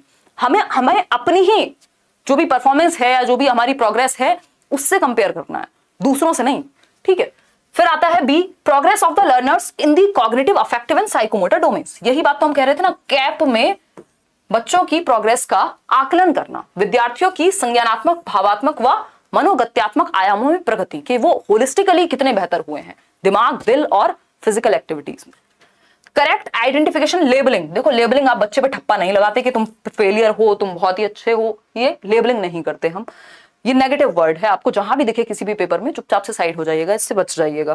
Problem areas in the students comprehension that the parents need to work upon. भैया जो भी प्रॉब्लम एरियाज हैं बच्चे के काम में, वो पेरेंट्स उन पे काम करें, तो ये गलत हो गया। अगर स्कूल और टीचर दोनों मिलकर काम कर रहे होते तो एक बार को समझ आता। तो बी ऑप्शन कि विद्यार्थियों का संज्ञानात्मक, संवेगात्मक और गत्यात्मक पक्ष में आकलन, ये है 360 डिग्री असेसमेंट का मतलब। एक और इस पे सीधा क्वेश्चन आया हुआ है, ये जितने भी पिक्चर्स आज आप देख रहे हैं सब पे डायरेक्ट क्वेश्चंस हैं, एक भी पिक्चर ऐसी नहीं है जो आपके काम की ना हो। ये पीडीएफ इसलिए मैं शेयर कर दूंगी, शांति से बैठ के घर पे पढ़िएगा, अपने दोस्तों को भेजिएगा, कोई दिक्कत नहीं है, ठीक है ना। कितने बजे तक क्लास चलेगा कुछ नहीं पता, अभी डिस्कशन चल रहा है, बहुत सारी चीजें हैं जो हमें डिस्कस करनी है। क्लियर है जी बात? हाँ चलिए, अगर हम बात करते हैं न्यू एजुकेशन पॉलिसी की, देखिएगा एक बार, अगर हम समझे यहां पे तो न्यू एजुकेशन पॉलिसी ने कहा है रिडक्शन इन करिकुलम, यानी पाठ्यचर्या जो है, इसमें सिलेबस भी शामिल होता है। करिकुलम एक बड़ा सा पार्ट है जिसमें सारी एक्टिविटीज आएंगी आपके स्कूल में, कदम रखने से लेकर के और बाहर निकलने तक पाठ्यचर्या यानी करिकुलम में सारी एक्टिविटीज शामिल होती हैं, जिसका एक हिस्सा होता है सिलेबस यानी पाठ्यक्रम। तो पाठ्यक्रम करिकुलम का ही हिस्सा है। तो जो भी हमारा सिलेबस है, जो भी हमारी एक्टिविटीज हैं, जो भी हमारी प्रेयर है, कुछ भी हो रहा है अगर स्कूल में, उस करिकुलम में थोड़ा सा रिडक्शन करें। ऐसा ना हो बच्चे के वजन से ज्यादा बच्चे के बस्ते का वजन है, यानी उसका बैग भारी है बच्चे से। इवन कहीं कहीं भी तो ये बात भी कही जा रही है कि बच्चे के वजन से 10% से ज्यादा वेट नहीं होना चाहिए बैग का, ठीक। तो हम कह सकते हैं reduction in curriculum content to enhance essential learning and critical thinking. भैया आप जो है कोर कॉन्सेप्ट्स तक ही कम कर दो, करिकुलम को इतना बड़ा मत करो, बट काम की चीजें रखो उसमें, है ना। एसेंशियल लर्निंग जो महत्वपूर्ण है, जिससे बच्चे की क्रिटिकल थिंकिंग, आलोचनात्मक चिंतन बेहतर हो, उसकी प्रॉब्लम सॉल्विंग, उसकी डिसीजन मेकिंग, उसकी टेक्नोलॉजी की नॉलेज, उसकी कोऑपरेशन, लीडरशिप, ये स्किल्स बेहतर हो, ठीक है। साइंस की, टेक की नॉलेज, ये सब चीजें बेहतर हो। तो करिकुलम को रिड्यूस करना है ना, कोर कॉन्सेप्ट्स तक। कोर कॉन्सेप्ट्स मतलब जो काम की चीजें हैं, जो जरूरी हैं सबसे ज्यादा, उन चीजों को सिखाइए। ऐसा नहीं है इतना भर दिया है करिकुलम, हाथ ही नहीं आ रहा, समझ ही नहीं आ रहा, सिलेबस खत्म कराने में टीचर लगे हुए हैं और बच्चे भी बस नोटबुक भरने में लगे हुए हैं, जो मेन चीजें थी उन पर ध्यान ही नहीं है ना। तो ये नहीं होना चाहिए। चलिए आगे बढ़ते हैं। ये सब हम बात कर चुके हैं, ये 21st सेंचुरी स्किल्स हैं, communication, collaboration, innovation, flexibility, ITC जिसकी हम बात करते, ICT sorry, information communication technology, के कैसे टेक्नोलॉजी का यूज करके हम बेहतर तरीके से सीख पाए, ठीक। एक छोटा सा क्वेश्चन आपके सामने है, the shift proposed in national education policy, राष्ट्रीय शिक्षा नीति 2020 में प्रस्तावित बदलाव, यानी जो शिफ्ट है, ये सब मैं आपको बता चुकी हूं। अगर मेरी एक एक बात पे आपने ध्यान दिया होगा, बहुत ज्यादा बातें हमने की नहीं है, जो भी की है वो काम की है ना। तो अगर हम कहें जो शिफ्ट है, शिफ्ट मतलब यहां से यहां जाना, चेंज एक तरह का। तो किस तरह का चेंज है, अभी मैंने थोड़ी देर पहले बात की थी, रिजिडिटी से फ्लेक्सिबिलिटी की तरफ, स्टैंडर्डाइजेशन से फ्लेक्सिबिलिटी की तरफ, मानकीकरण से लचीलापन। यानी ये नहीं है कि आपने 20 लाख बच्चों को एक साथ एग्जाम में बिठाया तो सब 20 के 20 लाखों की जो क्षमता है वो यही होगी कि वो नंबर अच्छे ला पाएंगे सभी, नहीं, तो उनको बाकी एस्पेक्ट में भी हम देख पाए। तो सिंपल आंसर है इसका ए ऑप्शन, मानकीकरण से लचीलेपन तक। फॉर्मेटिव से समेटिव नहीं, समेटिव से फॉर्मेटिव, अभी हम यही बात कर रहे थे। कॉन्सेप्चुअल अंडरस्टैंडिंग बेहतर होनी चाहिए, ना कि एग्जाम के लिए सीखना, ये उल्टा बोल दिया इन्होंने। मल्टी डिसिप्लिनरी टू रिजिडिटी नहीं, रिजिडिटी टू मल्टी डिसिप्लिनरी, यानी मल्टीपल चीजें वो सीख पाए, कठोरता की तरफ ना जाए, कठोरता से मल्टीपल चीजों की तरफ जाए। तो शिफ्ट है स्टैंडर्डाइजेशन से या रिजिडिटी से फ्लेक्सिबिलिटी की तरफ। ये हम बात कर रहे थे शुरुआत में, ये बार बार अब आपको जब तक भी नई एजुकेशन पॉलिसी नहीं आ जाएगी यही सिस्टम दिमाग में रखना है, आप इससे नहीं बच सकते। ठीक, क्या है 534 से याद रख लेंगे, 5 3 4 यानी 3 का स्क्वायर है उसमें। ठीक, 5 साल शुरुआत के, जिसमें 3 से 8 वर्ष की हम बात कर रहे हैं। इसमें भी जो 3 से 6 वर्ष हैं, शुरू के जो 3 साल हैं, उसमें बच्चा आंगनवाड़ी में या प्ले वे में रहेगा, और उसके बाद जो 6 से 8 वर्ष का समय है, इसको भी आप 2 पार्ट में विभाजित कर सकते हो कि 3 से 6 वर्ष और 6 से 8। ठीक है, तो अगर हम बात करें तो ये 3 से 8 वर्ष का जो पीरियड है इसको फाउंडेशनल यानी मूलभूत चरण कह रहे हैं, जहां बच्चा खेलेगा कूदेगा, अपना विकास करेगा, मन का, दिमाग का, शरीर का, इमोशंस का, है ना, और थोड़ी बहुत बेसिक न्यूमरेसी स्किल्स उसके अंदर आ जाएंगी, यानी बेसिक नंबर को, भाषा को वो समझ पाए।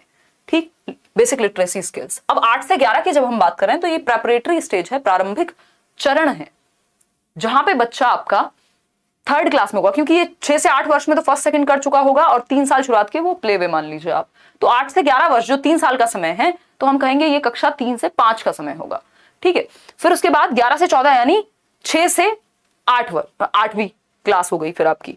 फिर ये 14 से 18 जो है सेकेंडरी, जिसको हम कह रहे हैं 9 10th 11 12th। ठीक है, इसको ऐसे भी लिख सकते हो, इसमें प्लेवे आ गया एक, तो प्लेवे, और क्लास 1 and 2 आ गई, क्लास 1 and 2। ठीक है, क्लास 1 and 2 6 से 8 वर्ष में, वही टाइम वही है, अभी भी 6 साल का बच्चा पहली क्लास में आता था, इसमें भी वही आएगा, बस 3 साल को ऐड कर दिया गया है, जो शुरुआत के अर्ली चाइल्डहुड केयर एजुकेशन वाले हैं उनको। ठीक, प्रेपरेटरी स्टेज में आपका बच्चा आएगा 3rd to 5th की स्टेज है। ठीक है, अब यहां 6th to 8th जाएगा वो, 11 से 14 वर्ष, पहले भी यही होता था। सेकेंडरी में आपका 9th to 12th तक। ठीक है, जिसको हम माध्यमिक चरण कह रहे हैं। कैसे याद रखेंगे, वही FPMS।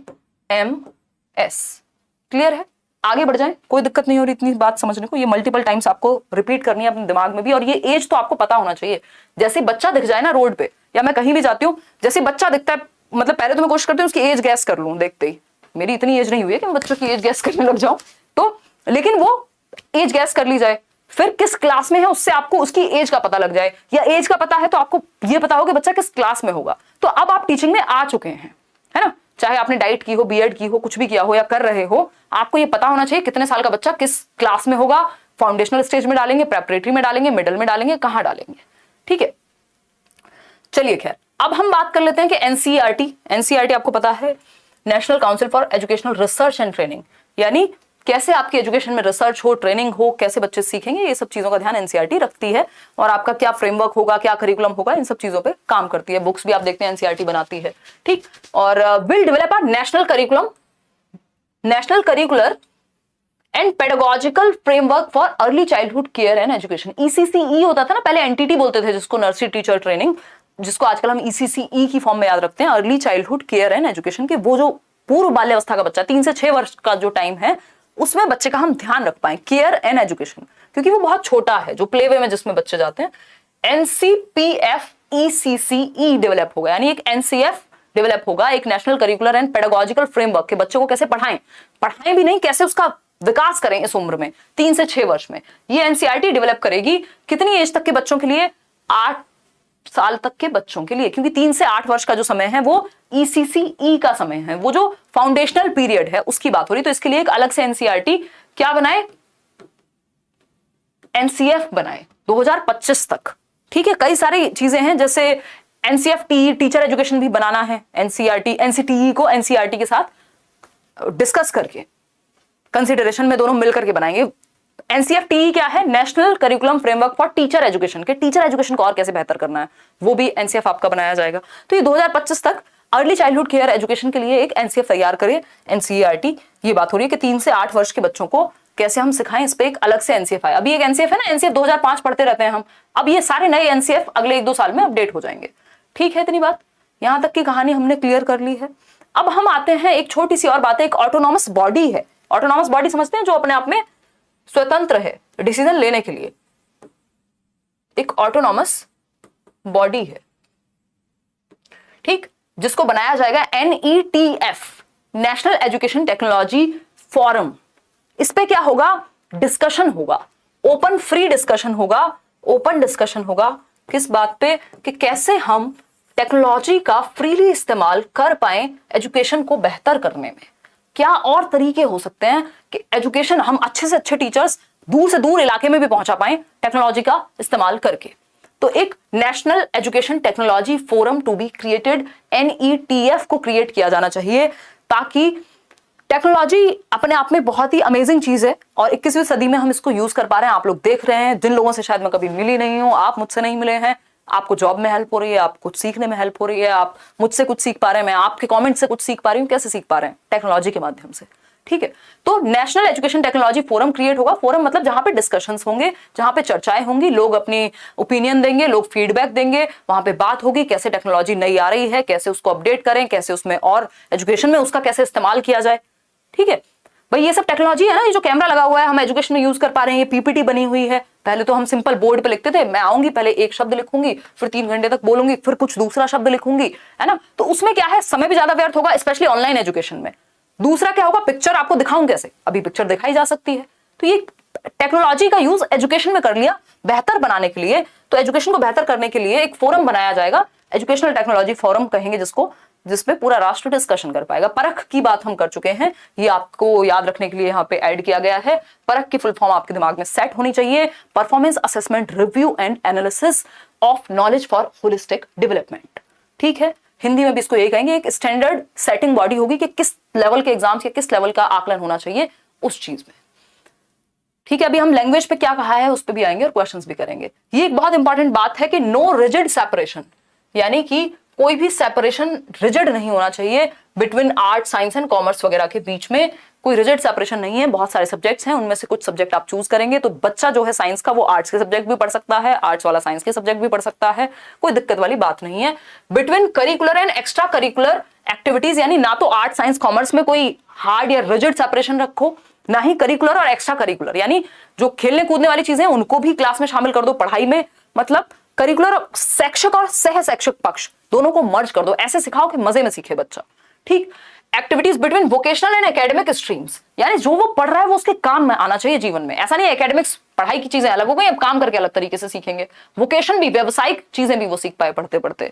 Vocational integration from class 6 onwards, यानी कक्षा 6 से जब हम 11 से 14 वर्ष की बात कर रहे हैं, 11 साल का बच्चा होगा, तो उस उम्र से ही आप क्या करेंगे, वोकेशनल इंटीग्रेशन यानी व्यावसायिक शिक्षा को हम शामिल कर लेंगे। बच्चे को हम कोडिंग सिखाएं, बच्चे को हम टेक्नोलॉजी से रिलेटेड चीजें सिखाएं, उसको हम इंटर्नशिप्स में इन्वॉल्व करें कि वो कहीं अगर मान लीजिए इंटर्नशिप्स वगैरह उसको इन्वॉल्व कराया जाए, मान लीजिए किसी कंपनी में जाकर के वो कुछ इंटर्नशिप करे, देखे रियल में काम कैसे होता है, जो किताबों में पढ़ा जा रहा है वो काम का है कि नहीं, वोकेशनल ट्रेनिंग दी जाए उसको, है ना।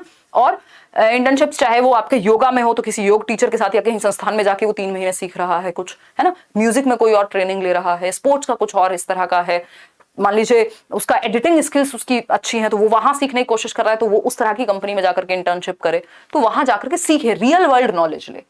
ठीक है जी, आगे बढ़े, समझें कुछ चीजों को। देखिएगा, teachers to be prepared for assessment reforms by 2023।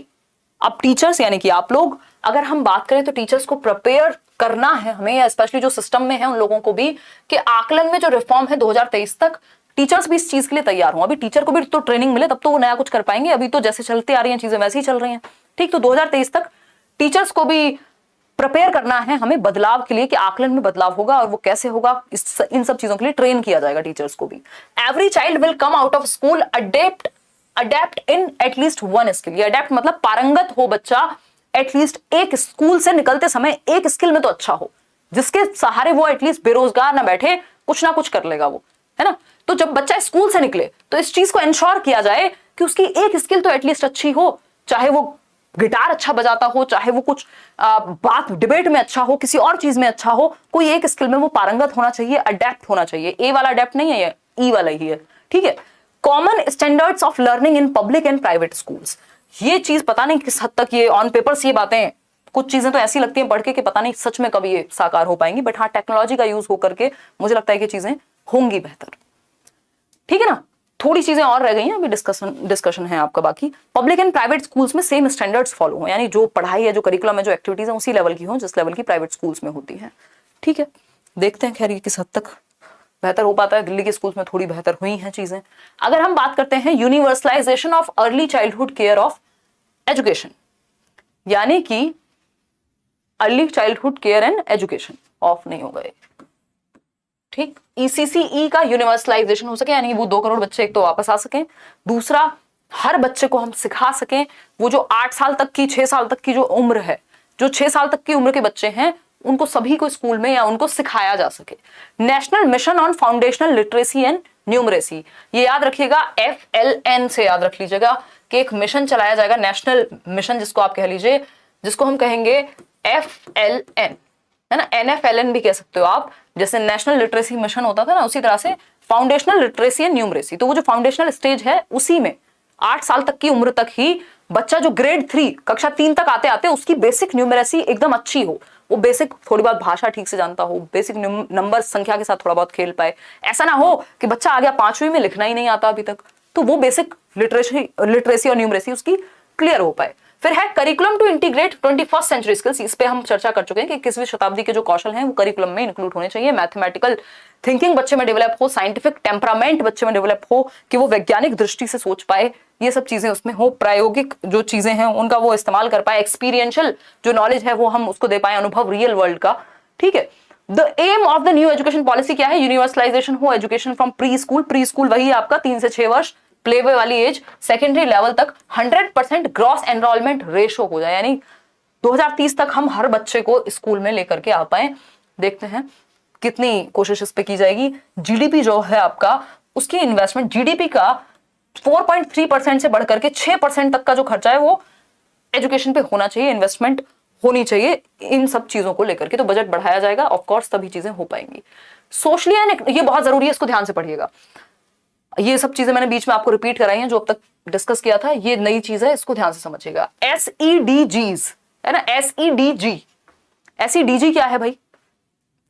SEDG है socially and economically disadvantaged groups, यानी सामाजिक एवं सामवेगिक रूप से वंचित समूह के जो बच्चे हैं उनको हम कैसे शामिल कर पाए। कुल मिलाकर के इंक्लूसिव एजुकेशन, समावेशी शिक्षा, कैसे हम हर तरह के बच्चे का समावेशन कर पाए, है ना, कैसे हम उसको इंक्लूसिव फील करा पाए। इंक्लूसिव का मतलब क्या है? यानी सारे बच्चे एक नॉर्मल रेगुलर क्लासरूम में बैठ करके सीख पाए, चाहे वो कोई भी लड़का हो या लड़की हो, यानी जेंडर कोई भी हो, ट्रांसजेंडर हो, कोई भी जेंडर हो, वो इंडिविजुअल है, इतना काफी है। दूसरा क्या होगा? दूसरी एक चीज हो सकती है कि कोई गांव से आता है, शहर से आता है, हिंदी बोलता है, पंजाबी बोलता है, गुजराती बोलता है, भोजपुरी बोलता है, यानी भाषा के आधार पर भी डाइवर्सिटी है, तो उसको भी आप इंक्लूड करेंगे। कोई एक ऐसा बच्चा है जो किसी मार्जिनल ग्रुप से आता है, जिनको हम SC, STs, OBCs कह रहे हैं, किसी भी रूप में वो वंचित रहे हैं, उनको भी आप क्लासरूम में इन्वॉल्व कर पाओ। कुछ बच्चे होंगे जिनको डिसेबिलिटी होगी, किसी को फिजिकल होगी, किसी को लर्निंग डिसेबिलिटी होगी, मान लीजिए किसी को डिसलेक्सिया है, किसी को ADHD है, किसी को चलने में दिक्कत है, किसी को सुनने में दिक्कत है, ये सब चीजें आ पाए, इनको भी हम इंक्लूड कर पाए। तो कुल मिलाकर के इसमें बहुत सारे सेक्शन हैं, इनको ध्यान से समझिएगा। जेंडर आइडेंटिटीज, यानी किसी की क्या जेंडर आइडेंटिटी है, क्या लिंग पहचान है, चाहे वो लड़का है, लड़की है, ट्रांसजेंडर इंडिविजुअल है, कोई भी है, आपको क्या करना है? ये सोशली इकोनॉमिकली डिसएडवांटेज्ड ग्रुप्स में आते हैं कि किसी भी आधार पर समाज ने या तो सामाजिक रूप से वो वंचित हैं, या इकोनॉमिक दृष्टि से वो वंचित हैं, या इमोशनली उनको एक्सेप्टेबल फील नहीं कराया गया। बच्चा बैठा बराबर में आकर कहा, अरे तुम तो फलानी जाति से हो, मेरे पास मत बैठो। ये क्या है? ये डिसएडवांटेज्ड ग्रुप्स हैं, ये वंचित समूह हैं जिनको किसी भी आधार पे वंचित रखा गया है, तो इनको हमें इंक्लूड करना है। इसके लिए ये ग्रुप्स बनाए जाएंगे जो इस पे काम करेंगे, जिनको हम socially and economically disadvantaged groups कहेंगे। सामाजिक और सामवेगिक रूप से वंचित समूह बनाए जाएंगे जो इस पे काम करें, इन बच्चों को ऊपर उनके उत्थान के लिए काम करें, ठीक है। अगर हम बात करें, कोई कह रहा है एडमिशन लेना है, करियर विल ऐप डाउनलोड कर लो, नीचे डिस्क्रिप्शन में लिंक है, ले सकते हो आप एडमिशन अभी। जेंडर आइडेंटिटीज की अगर हम बात कर रहे हैं तो जेंडर आइडेंटिटीज में क्या है भाई? जेंडर आइडेंटिटीज मैंने बता दिया, मेल फीमेल, मतलब डिस्पाइट कोई भी जेंडर, बच्चे को शिक्षा का अधिकार मिलना चाहिए, उसको भी इंक्लूडेड महसूस होना चाहिए क्योंकि वो इंसान है, इतना काफी है। आगे बढ़ते हैं, socio cultural identities. Socio cultural identities क्या हो सकती है? सामाजिक सांस्कृतिक पहचान किसी की, कि कोई किसी एक जाति से, किसी एक धर्म से, किसी एक समूह से आता है तो उसको भी आप इंक्लूडेड फील कराएंगे, चाहे वो एससी हो, एसटी हो, ओबीसीज हो, यानी किसी भी रूप में अगर वंचित रहे हैं तो ये भी इंक्लूडेड महसूस कर सकें।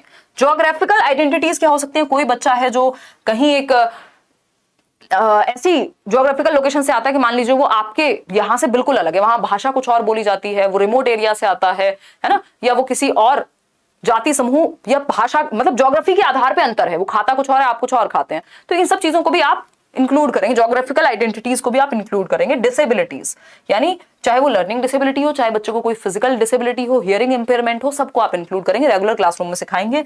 सोशियो इकोनॉमिक कंडीशंस, कोई गरीब है, अमीर है ना, कोई फर्क नहीं पड़ता, इसीलिए तो हम स्कूल में यूनिफॉर्म्स का इस्तेमाल करते हैं। यूनिफॉर्म मतलब सबके लिए एक जैसा, कि आप चाहे अंबानी के बच्चे हैं, खैर पता नहीं उनके केस में तो क्या होता होगा, बट मैं जस्ट एग्जांपल ले रही हूं, तो आप स्कूल में यूनिफॉर्म ही पहन करके आएंगे जो सभी के लिए है ना। फर्क नहीं पड़ता आपके घर में कितना पैसा है, कितने आप एडवांटेज ग्रुप से आ रहे हैं, कितने डिसएडवांटेज ग्रुप से आ रहे हैं, कौन सी भाषा बोल रहे हैं, कोई मतलब नहीं, हमें यूनिफॉर्म पहन करके आओ। यूनिफॉर्म मतलब आपने सबको एक लेवल ग्राउंड पे ला करके रख दिया, एक लेवल प्लेइंग फील्ड पे ले आए आप, और वहां आप सीखने की बात कर रहे हैं। नहीं तो एक बच्चा होगा जो अपनी गुच्ची के कपड़े पहन के आएगा, दूसरा होगा बेचारा वो मुश्किल से खादी सिलवा पा रहा है ना। तो सोशियो इकोनॉमिक कंडीशंस के आधार पर भी हम यूनिफॉर्म की जो हम बात करते हैं इसीलिए करते हैं कि सब बच्चे इक्वल हम एटलीस्ट लेकर के चल सकें, और फिर उनके अंदर जो अंतर है उन पे हम काम कर सकें। ठीक है, इतनी बात क्लियर है? चलिए, तो इन सब ग्रुप्स को भी हम शामिल करें, इसके लिए SEDGs बनाए जाएंगे, recognising, identifying and fostering the unique capabilities. अब इनको कैसे ये ग्रुप्स करेंगे क्या?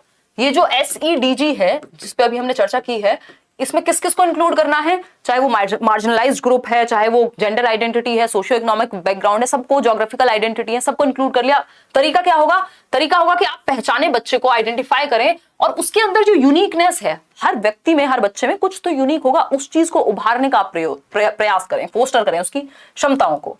रिस्पेक्ट फॉर डाइवर्सिटी, यानी आप विभिन्नता में एकता की बात करें, और बच्चे को लोकल कॉन्टेक्स्ट में सिखाएं, यानी बच्चा जिस संदर्भ से, जिस परिवेश से, जिस भाषा का प्रयोग करता है, उस चीज से आप उसको जोड़ पाए, है ना। टीचर बनना इजी काम नहीं है ना, आपको एग्जाम्पल्स आपके ऐसे होने चाहिए कि एक बच्चा जो किसी दूसरी जाति से या समूह से या दिखने में अलग है, ज्योग्राफिकल आइडेंटिटी अलग है, सबको केटर कर पाए, यानी कॉन्टेक्स्ट, संदर्भ। ऐसा नहीं है बच्चे इंडिया के, आप अमेरिका के एग्जाम्पल दे रहे हैं, उन्होंने सुना भी नहीं है ए फॉर अमेरिका क्या है भाई, ठीक है, तो उस केस में दिक्कत हो जाएगी। तो आपको कॉन्टेक्स्ट यानी संदर्भ में सिखाना है, यानी बच्चे की लोकल नॉलेज मीनिंगफुल होना चाहिए, अर्थपूर्ण होना चाहिए, अधिगम जिस लाइफ से वो आता है उस तरह के एग्जांपल्स आपको देने हैं। फुल इक्विटी एंड इंक्लूजन, यानी कि जो समता है, समता मतलब अगर दो लोगों में अंतर है तो उनका ध्यान रखा जाए, उसके प्रति सेंसिटिव रहा जाए। ये नहीं है कि कोई व्यक्ति है जो चल नहीं सकता, या कोई फीमेल है और एक व्यक्ति है जो हट्टा कट्टा है, और आप कहो तीनों को ना 50 किलो वजन उठाना है। ये इक्वालिटी है, इक्वालिटी हर जगह काम नहीं आती। आपको इक्विटी का इस्तेमाल करना है, as per need, as per capability आपको चीजें यूज करनी है। इसका मतलब ये नहीं कि आप पार्शियलिटी कर रहे हैं, नीड के अनुसार। जैसे हम देखते हैं ट्रेन में रिजर्वेशन है अगर वुमेन्स कोच का मेट्रो में, या अगर हम बात कर रहे हैं नौकरियों में भी, मैं बिहार में जितना मुझे पता है तो वहां पे फीमेल्स के लिए रिजर्वेशन है जॉब्स में। क्यों है? कि उनको जिस वर्ग को दबाया जा रहा है वो एटलीस्ट उभर के तो आए, पहले आप मौका तो दो उनको आगे आने का, तब तो बराबरी की बात करेंगे। ठीक है, इंक्लूजन यानी समावेशन, यानी सभी को समावेशित करें, यानी एजुकेशन फॉर ऑल।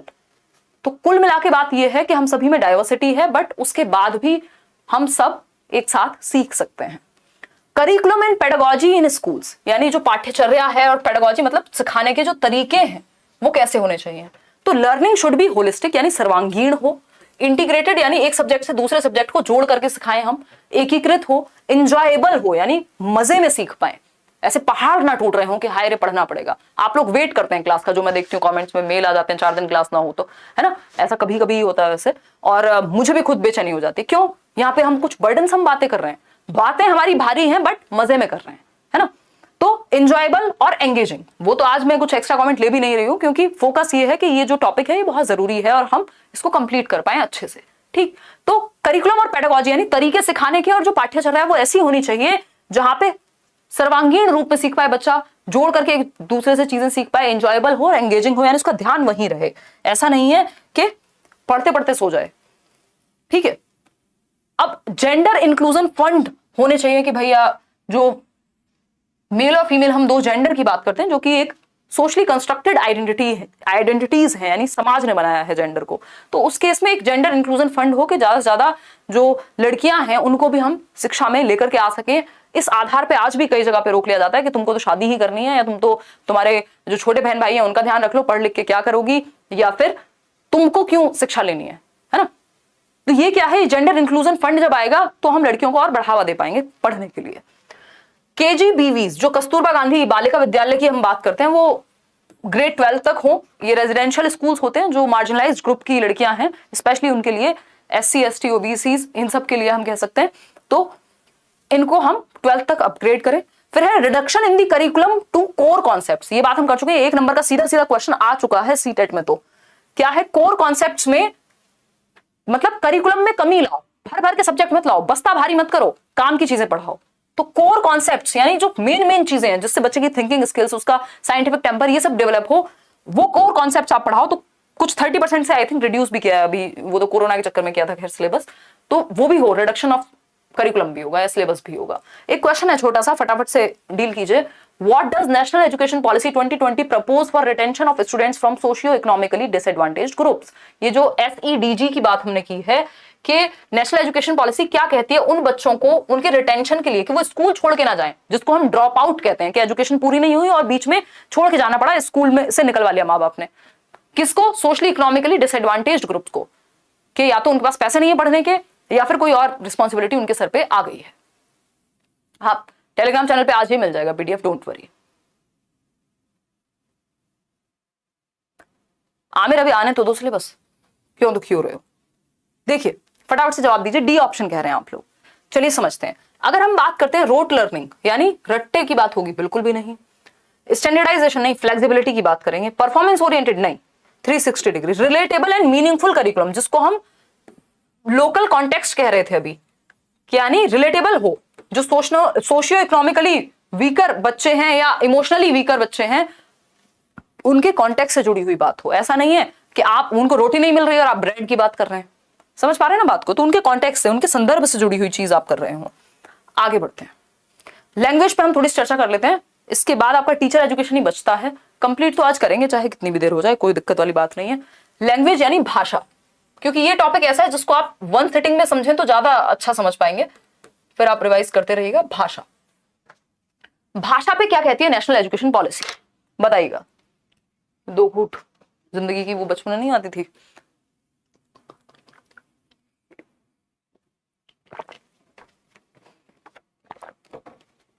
थक तो नहीं गए हो? बताओ एक बार। 1.5 घंटा तो हमें हो गया ना I think.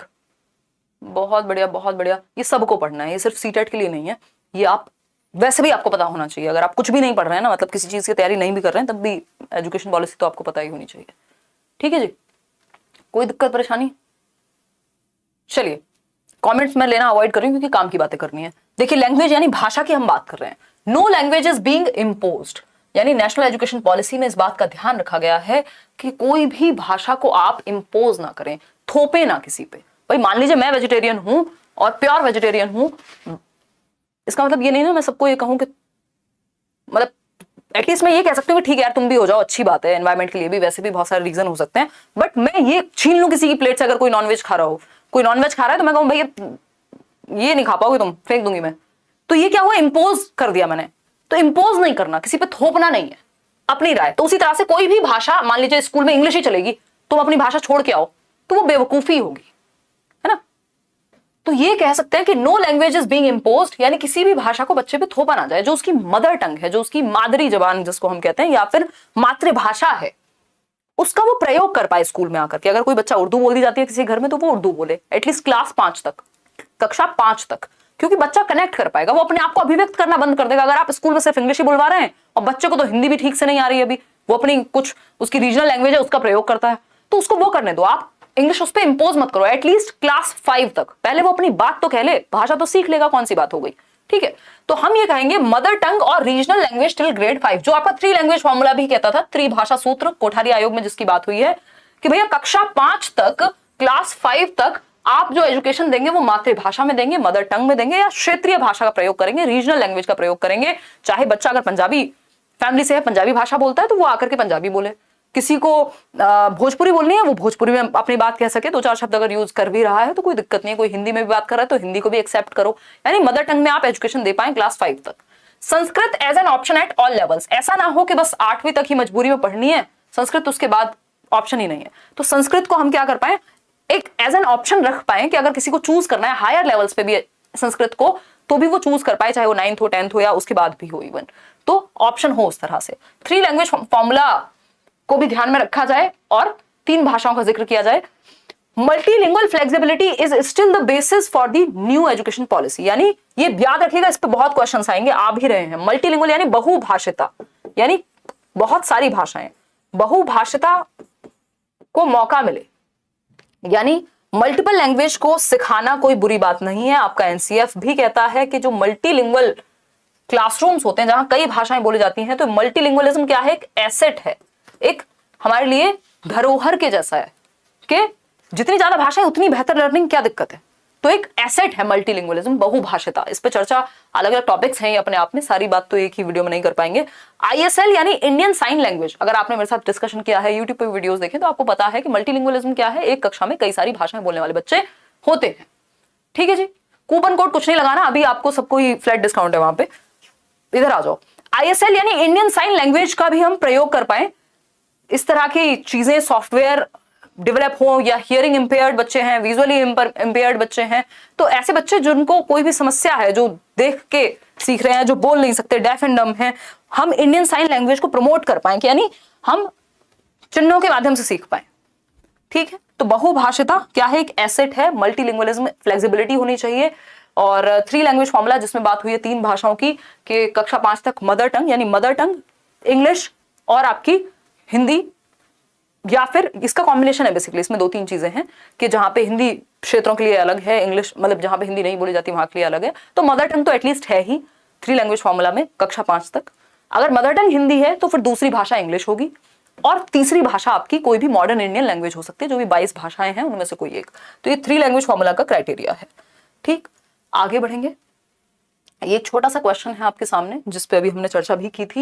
National education policy 2020 considers multilingualism, यानी राष्ट्रीय शिक्षा नीति 2020 बहुभाषिता को क्या कहती है, बताइएगा एक बार। तो बहुभाषिता को एक हिंड्रेंस यानी रुकावट जी नहीं, मल्टीलिंगुअलिज्म एक एसेट है। सिंपल, टू द पॉइंट चल रहे हैं अभी हम।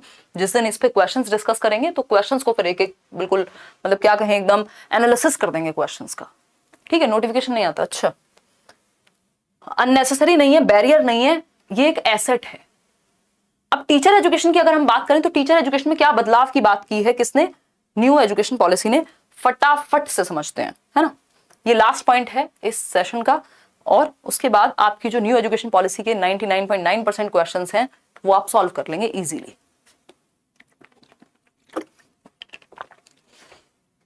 लास्ट में याद दिला देना वो शेर का मतलब समझाना जिनको ना समझ में आया हो, है ना।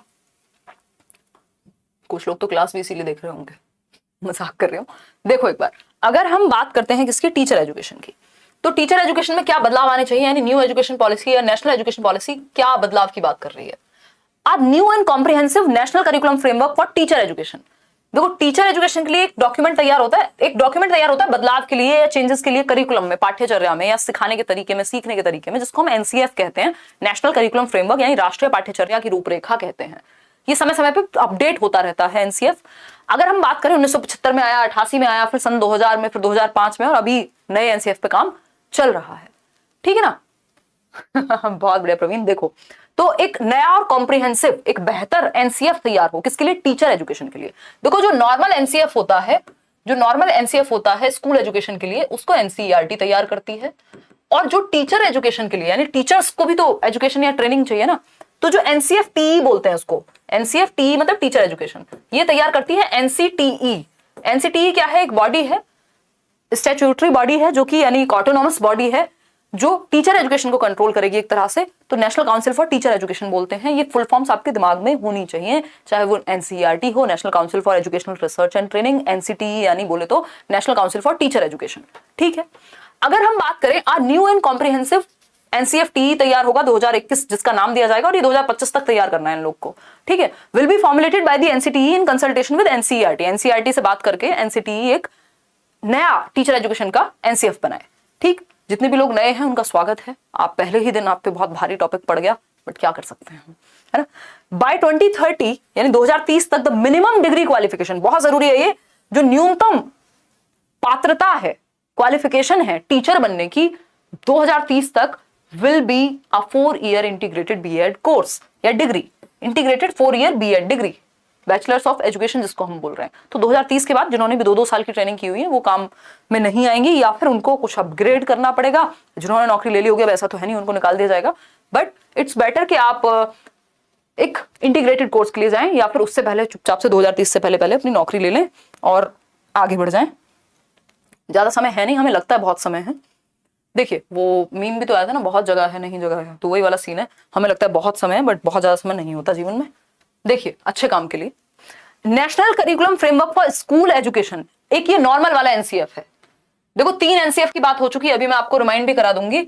NCF SE school education 2020-2021 will be developed by the NCERT. ये सब जो है आपके 2025 तक ही डेवलप होंगे, जिनका नाम 2021 में इन पे काम चल रहा है, हम ये कह सकते हैं।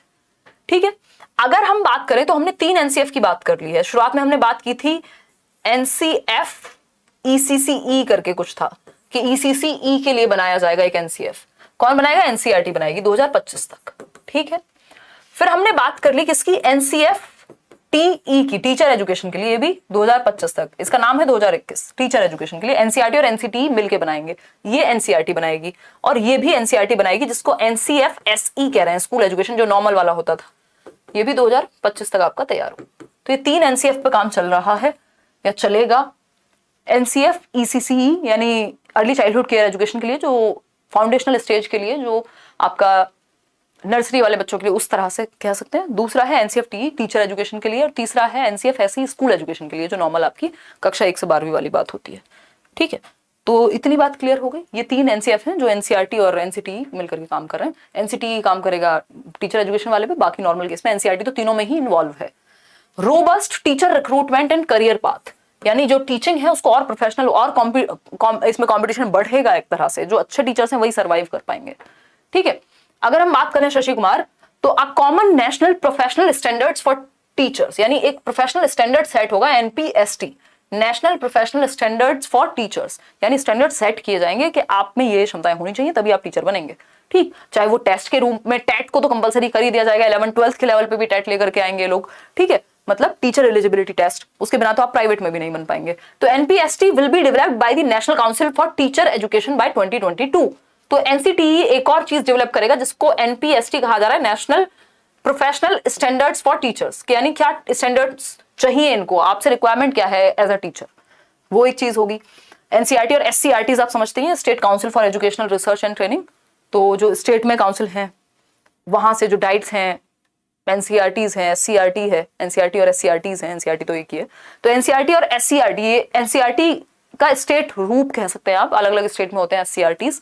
Teachers and expert organisations from across levels and regions, अलग अलग देश के हिस्सों से एक प्रोफेशनल स्टैंडर्ड डॉक्यूमेंट तैयार किया जाएगा, ताकि जो टीचर्स हैं वो प्रोफेशनली आ सकें और काम के लोग ही टीचर बन पाए।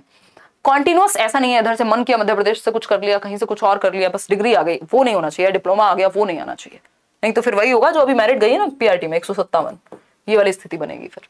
कॉन्टिन्यूअस प्रोफेशनल डेवलपमेंट, सीपीडी, यानी टीचिंग में भी ऐसा नहीं है कि आप टीचर बन गए तो आपका बस काम हो गया, अब तो सीधा रिटायरमेंट तक ही चलती रहेगी जिंदगी, कुछ सोचने की, पढ़ने की, समझने की जरूरत नहीं है। हालांकि बहुत सारे लोग अभी बहुत कमेंडेबल काम कर रहे हैं, बहुत सारे पुराने टीचर्स भी बहुत अच्छा काम करते हैं, बट बहुत सारे ऐसे भी लोग हैं टीचिंग में जो, क्यों टीचिंग एक ऐसा फील्ड है जिसको आप जितना बोरिंग, जितना आसान बनाना चाहो उतना बना दो, और जितना मुश्किल, जितना चैलेंजिंग, जितना बेहतर करना चाहो उतना बेहतर कर लो। पसीने आ जाएंगे अगर ढंग से टीचर बनने की बात आ गई तो अगर हम करें तो टीचर की जब हम बात कर रहे हैं तो टीचर कॉन्टिन्यूअस प्रोफेशनल डेवलपमेंट, यानी उसका जो प्रोफेशनल डेवलपमेंट है वो कॉन्टिन्यूअसली हो, मेरिट के बेसिस पे, यानी उसकी जो परफॉर्मेंस है उसके बेसिस पे बेसिकली वो क्या हो। एक तो आजकल पता नहीं मेरे जो लिंग्विस्टिक एस्पेक्ट है जिसको हम लैड कहते हैं ना, Noam Chomsky language acquisition device, उसमें क्या गड़बड़ आ गई, बचपन में कभी स्पेलिंग मिस्टेक नहीं हुई, मतलब आजकल इतनी बेसिक बेसिक स्पेलिंग्स में मैं छोटी छोटी मिस्टेक कर रही हूँ कई बार, तो हालांकि पकड़ में आ जाती है, बट बड़ा अजीब लगता है देख के। देखिएगा, खैर अगर हम बात करें, अब इसके साइकोलॉजिकल रीजन पर नहीं जाएंगे, वो बाद में बताऊंगी। देखना, तो टीचर मेरिट बेस्ड अगर उनका क्या कहें प्रमोशन भी होना है तो वो मेरिट बेस्ड हो कि उन्होंने कितना अच्छा काम किया है, उनको भी स्कोर कार्ड मिलेगा, चाहे वो टीचर से मिले, बाकी लोगों से मिले, स्कूल में जो पढ़ रहे हैं बच्चे उनसे मिले, तो ये प्रॉपर मेहनत का काम हो जाएगा प्रमोशन लेना भी। तो ये थी आज की आपकी नेशनल एजुकेशन पॉलिसी 2020। होपफुली आपको मजा आया होगा, बहुत सारी नई चीजें जानने को मिली होंगी, बहुत सारी पुरानी चीजें रिवाइज हुई होंगी। और इस वीडियो को अगर आप मल्टीपल टाइम्स देख लेते हैं या मल्टीपल टाइम्स नहीं भी देख रहे हैं, एक बार भी अच्छे से देख लिया है, नोट्स बना लिए हैं अपनी भाषा में, या ये पीडीएफ भी मैं आपके साथ टेलीग्राम पे सभी के साथ